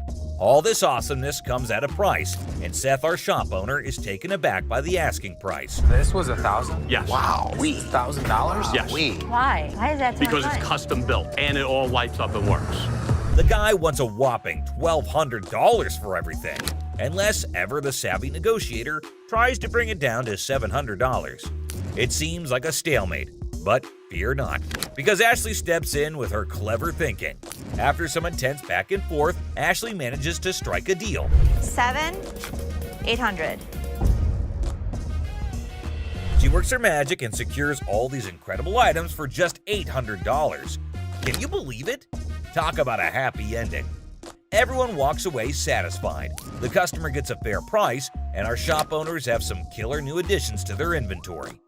Who knew that a truck driver with a passion for Star Trek could bring so much excitement to our little shop? It just goes to show you never know what surprises are waiting around the corner. I kid you not. This next guy just pulled up with a true gem. Nonetheless, Les wishes him luck, and we join him in hoping that the right buyer comes along for this exceptional ride. Fingers crossed. This thing is massive and made entirely of silver. This customer explains that this Silver Surfer was actually a display piece for the movie Fantastic. That's how he managed to convince the set designer to let him take it home. And the next day, now hold on to your seats, because things are about to get interesting. This guy is asking for a whopping tell you. He seems pretty darn adamant about it. Like, take a look at this. Ashley, always the one to ask the tough questions, wonders why it's priced so high for it. Oh, and here's a fun fact for you. The Silver Surfer was actually voted one of the top 50 most recognizable comic book heroes in America. Pretty cool, huh? But the customer stands his ground and refuses to go below $1,000. That's quite a gap to bridge. They can all happily move forward. It's smooth sailing from here on out. Jack, get the out of here. Yeah, I know you like gonna get your hands off. Really? You know what? I never liked you. I literally... You got me. She ain't by herself, my man. No, I call me. I'm sure you're curious about what happened, so let's not waste any time and jump right into it. So this customer walks into the pawn shop looking visibly upset. As usual, Ashley greets him and asks how he's doing. Turns out he's not doing well at all. Here's the reason why. I'm not doing so good. No? My grandma just passed. I'm I sorry. was like, It's really sad to hear about it. Now, he brings along a ring that belonged to his grandmother. He wants to pawn this ring because he plans to retrieve it once he earns enough money. How sweet, right? However, it turns out that the ring is fake, which surprises the customer. Now, this got me thinking. Is he pretending or is he genuinely serious? It's hard to trust people these days, you know? But Ashley comes up with a solution to help him out by pawning his television. Can you guess what his response was? what the I look like pawning my TV? He starts getting rude with Ashley, which escalates into a heated argument. Then he demands his ring back, and not only that, he insists on being helped by another employee because he's annoyed with Ashley. And guess what happens next? Put your finger in my face. Don't put your finger in. Yep, that's how he ended up there. Crazy, isn't it? This customer's behavior became even more disrespectful. Just to prove that Ashley was completely wrong and useless, that's when, as you saw, the big guy steps in and knocks him down. But he continues to yell and curse at her. Eventually, Byron forcefully removes him from the shop. You got me up. No, let's go. Man, let me go. Let me go, man. Just when he thought everything had settled down, the customer goes ahead and threatens Ashley, saying he'll come back to get her. Oh dear, that's the biggest mistake he made since entering the shop. We all know what happens when someone messes with Ashley, right? Well, brace yourself and see it for yourself. On the ground. On the ground. On the ground. Dang, the customer was literally scared for his life. Jewelry and Loan, located right in the heart of Detroit, USA. He comes in with his Xbox and immediately tells Les that he needs to get as much money as he possibly can for it. He knew that they probably get a lot of Xboxes anyway, so that does not set him apart from the rest of the regular customers. He reveals that he needs as much cash as possible, and it is all for his girlfriend. Now, Les wasn't sure if this guy was pulling his leg or being dead serious. And get this, they're accusing her of being involved in, wait for it, prostitution. Yeah, you heard that right. It was a small amount. And Les was clearly not here for his unreasonable demands. Take a look at his reaction, which was $80, which is way far from a whopper of $300. He even put his finger on Leslie's face, and that is when he knew it was time for this guy to leave. And he did not make it easy. Well, at least they wished him a good day. Moving on to the next. You talking to? Alright folks, let me set the scene for you. We got Sharonda and her son Deontay strolling into the pawn shop. You see, it's Sharonda's birthday, and she's all about treating herself to some classic, fabulous jewelry. She's pumped, she's excited, she's ready to sparkle. But hold up, here comes Deontay acting like he couldn't care less. This kid's got an attitude and thinks he knows it all. He's annoying both his mom and Seth, the helpful employee trying to assist Sharonda in finding that perfect piece. Alright guys, brace yourselves for the next chapter in Sharonda's jewelry adventure. Let me tell you, Deontay's reaction? Yeah, it did not go over well. Not one day. And she is allowed to pick out what. Seth comes to her defense too, and tells the son that it's her birthday and her money, so she gets to make her choice. Poor Seth, the pawn shop employee, gets hit with some seriously rude behavior. And finally, down to the #1 worst customer. This customer was being disrespectful and disgusting at the store, and someone finally put him in place. Whew. You understand that? I got you. Don't with my kid. I'm sorry, man.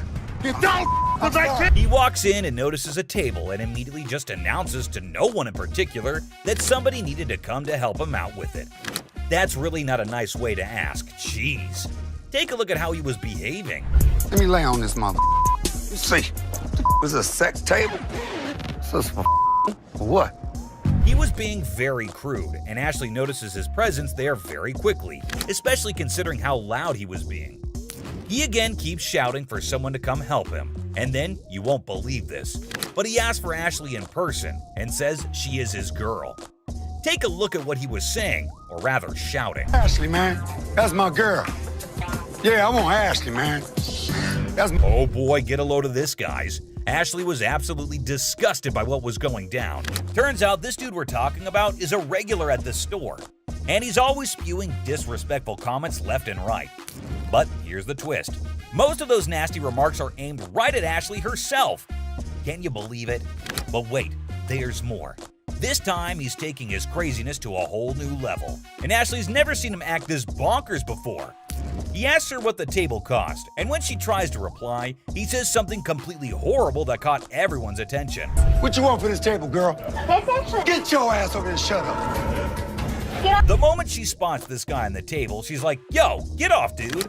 But he's not having it. He keeps telling her to shut up or get lost. That's when the bouncers step in, swooping in like superheroes to have her back in a flash. But here's the kicker, my friends. Even after all that, he still won't quit with the rudeness. He's talking down to her like he owns her or something. And let me tell you, she's beyond upset. She's furious at the way she's being treated just because she's a woman. Take a look at what he's doing in the store. No. No, you be Shush. quiet. Look, come this way, baby. Who do you think you Seth. are to talk to me like Girl, that? if you let me, I'll be slapping. Yo, hold up, people. Leslie catches wind of all the chaos and rushes in to see what the heck is going down. And let me tell you, he's in. Watch Les, the pawn shop detective, figure out a mystery with messy DJs and laptops held captive. See the suspenseful investigation unfold right here. Laugh and cringe as a shouting woman causes trouble in the pawn shop, making Seth and Les really mad. Then a guard shows up and there's a surprising twist outside. Okay, I went to get my purse back to make my payment. She's telling me this is expired.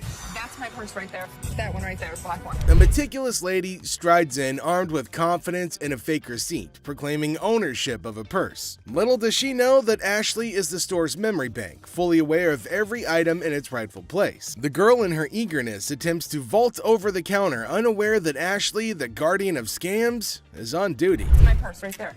How do you know that's your purse? Because I know my purse. Here's the money. I want the purse. That bag was never in pawn. If you want to buy it, I just want to look at it and make sure it's not mine. Undeterred by gravity and common sense, the girl persists in her charade. However, Ashley stands firm, recognizing the futility of the scam and the level of wrongness involved. It's like trying to sneak a peek at the answer key when the teacher is watching. Yeah, that's not happening. First of all, don't talk to me like I'm an idiot. Give me my purse or I'm going to come over that counter and get it myself. oh my God. Get your hands off me. Let's go. You. With a swift resolution to this failed escapade, the girl finds herself unceremoniously escorted out of the store. Lesson learned. Ashley's scam radar is always on, and jumping over counters won't get you far in this pawn-filled drama. Enter the family feud. Ashley drops the bomb on her brother Seth, calling him a hypocrite. But why? Well, he casually throws around $880 for a painting, while Ashley, according to her, can't even snag a deal for $30. Sibling dynamics at their finest.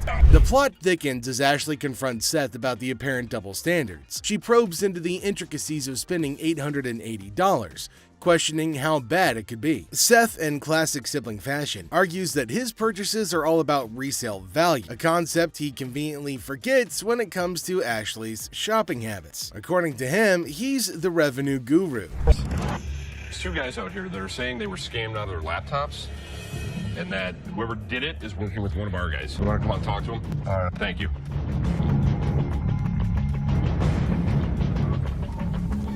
Who is it?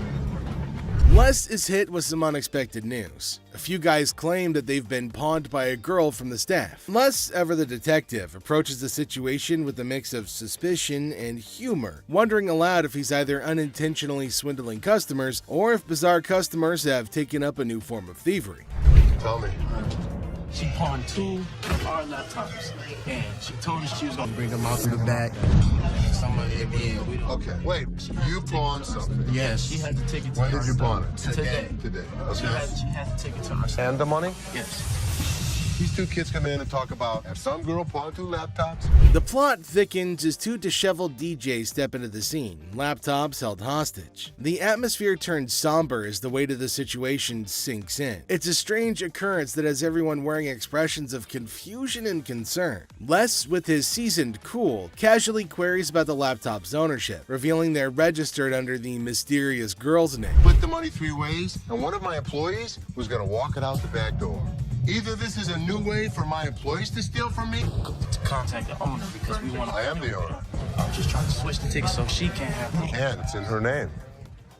to know. That's why I wanted to know if I can't do it. The tension rises, but Les doesn't crack under pressure. Maturely handling the situation, he asserts that he needs the lowdown to work his magic and get those laptops back where they belong. It's a pawn shop mystery, and Les is the detective determined to unravel the peculiar case of laptops and loyalties. Because your sign is saying that I can get 30 days of free cash. If you're a new customer with us, first 30 days, you can get interest-free loan. You only pay $1 per store. But it's saying if I brought a friend with me that I can get 30 days of free cash. It's for an interest-free loan. Okay, so there came a woman at the counter. Let's see what she's gonna come up with. Is she asking for free money? I think she might possibly be mad, though it is kind of funny that she's got enough courage to come up and ask for money without investing anything. Now, the lady at the counter frowned and asked her if she paid or not. Intriguingly, she hasn't paid anything, but she's still asking for money. Holy shit, what's wrong with some people? You're just misreading it. No, you're misreading it. That's not what the y'all sign is saying, bitch. It says I get free cash for 30 days in this one. You're not getting no free cash. Where does it say that? Who told you to get in there?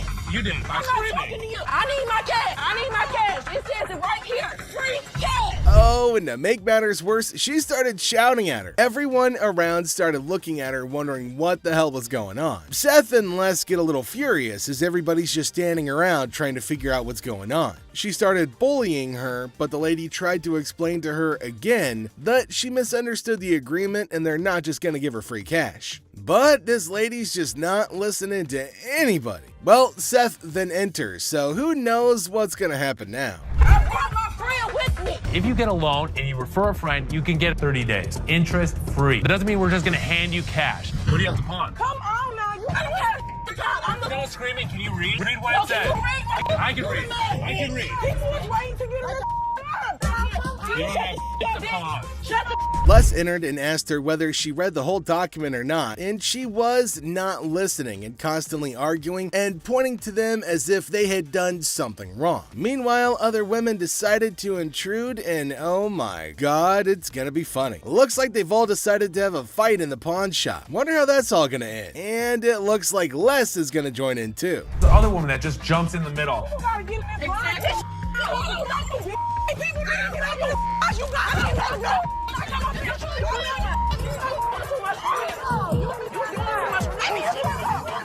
Leave me on the lawn, bitch. No, bitch. Leave me on the lawn, bitch. I'm from the way, bitch. All you need to do is read.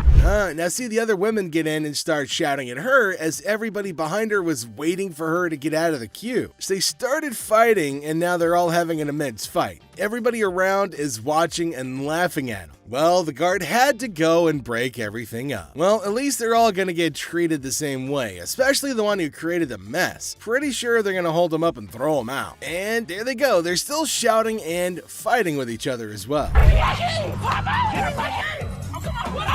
They really wanted to go at it, so we let them go at it in the parking lot for a little minute.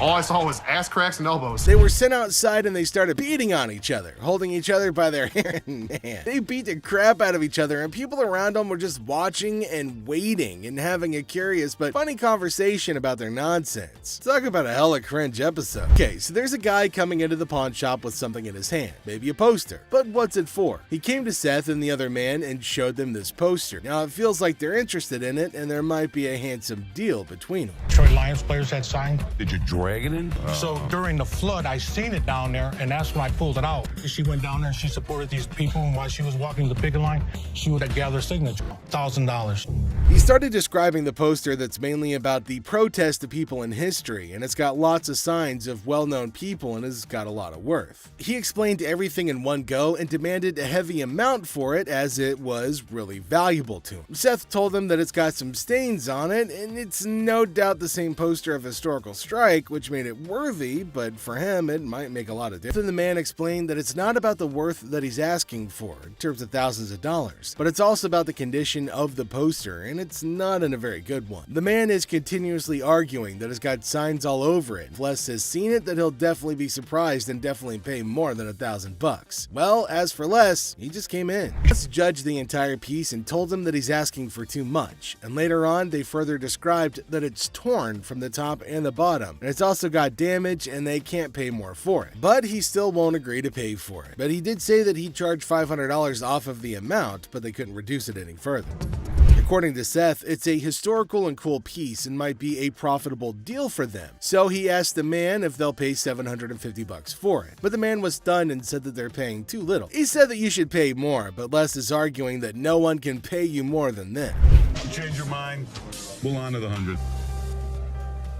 Which would you prefer? 5? He asked for $200, but no, it's not going to be a good deal, and they told him to leave. The man in need got a severe shock and held up the poster thinking. Les again said that they can't pay more than $100, and after some time of quietness, they agreed to the deal. Finally, the happy deal was made. So there's a man, probably an attorney with two ladies along, coming inside towards Les at a pawn shop. Now, Les knew about it before. He asked for Les, and fortunately, he was at the counter. He asked why they had arrived. He said that he came here for the ring, which they bought from these ladies for $10,000. But they didn't pay and gave them the receipt. Now, he put up the receipt and showed it to Les, and accused them of cheating and stealing from the women and taking their expensive ring. But Les was cool and controlled his anger. Whoever produced this ticket didn't understand this is the amount of numbers that are here.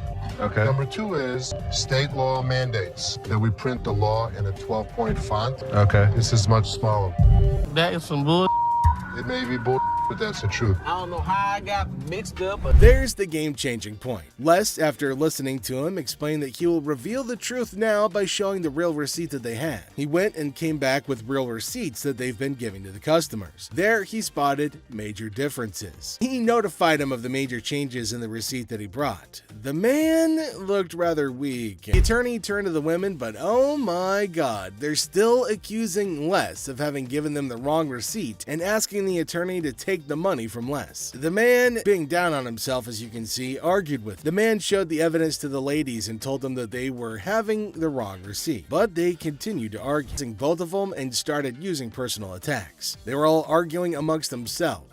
Pretty crazy. The attorney went back as he can't do anything for the ladies. If you know purses, then you know the. As our unsuspecting customer strolls into the kitchen at chaos, little does she know what's cooking today. Ashley, patiently bracing herself for another round of absurdity, politely inquires about what the customer's looking to offload. The girl, blissfully unaware of the purse's actual value, confidently suggests a price that's almost a steal. And now the plot thickens. The lady asserts that if Ashley truly understood purses, she'd gladly accept the offered amount. However, Ashley, standing firm in her claim that the purse is torn and not worth more than $50, creates a hilarious clash of valuation difference. And it's time to cue the drama. Ashley throws out the bold figure of $50, and it hits the customer like a curveball she wasn't ready for. Feeling the heat, Our Lady teeters on the edge of diplomacy and blurts out the unforgettable line. She labels Ashley a pepperoni ass and decides that she'd rather chat with anyone but her. Talk about spicing up negotiations. 3 males walked into a pawn shop. One of the suspects stood at the door as a lookout while the other 2 suspects walked directly over to the display cases.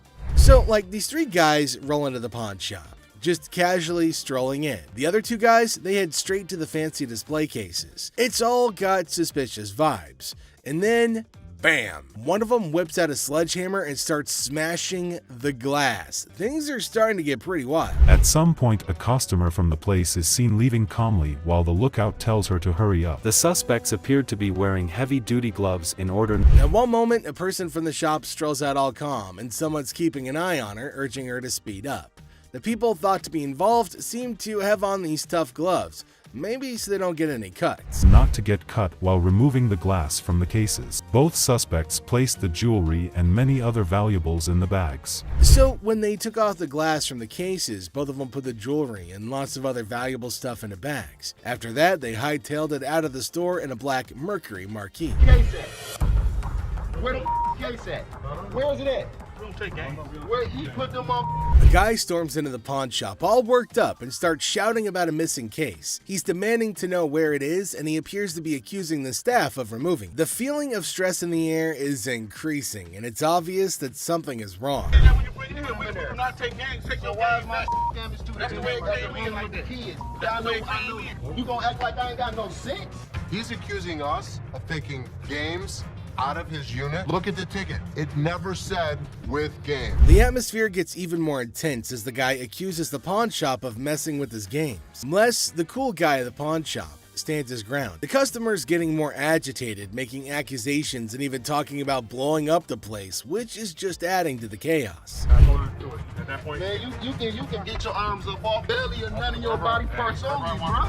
After all the stress I have, the last thing I need is a customer causing a scene. Despite the escalating situation, Les stays calm. He tries to talk sense into the upset customer, especially with a big event coming up the next day. I know how to walk. I ain't illiterate because I ain't part of the week, and y'all motherfuckers in my middle row and put them games in there. And you wasn't even standing there when I pawned it. Somebody need to blow this place up. It's time to go, sir. You ain't gonna get my window up. I'm not. Let go. Can I get my weed? He'll get it for you, don't worry. You're making a threat like that? The situation becomes alarming when the upset customer makes a threat to blow up the place. Les, rightfully concerned about the safety of everybody, asks the guy to leave. Security becomes a priority, and the customer's demand for his belongings takes a back seat to the potential danger that he's creating. It's a challenging moment for Les, who's just trying to manage the chaos caused by an irate customer.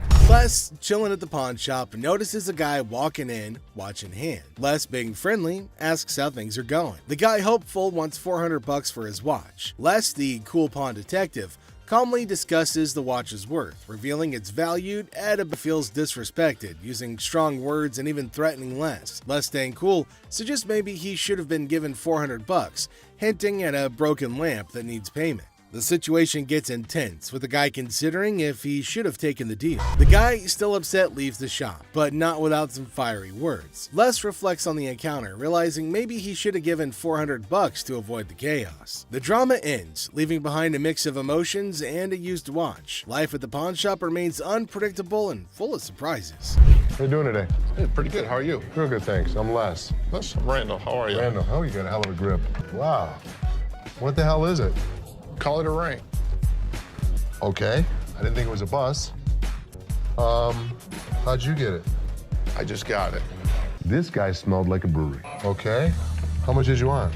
I'd like $500 for it. Why? Why? Because I need it. Yeah, I got you. 2 DUIs. A person walks into the pawn shop, catching Les's attention. Things start getting interesting right away. The person wants $500 for a ring and shows it to Les. Les, being curious, asks where the ring came from and why they want to sell it. The person gets really mad when Les asks questions. The intensity in the air rises as the person angrily explains why they're selling the ring. Les stays calm, making it a surprising and dramatic moment in the pawn shop.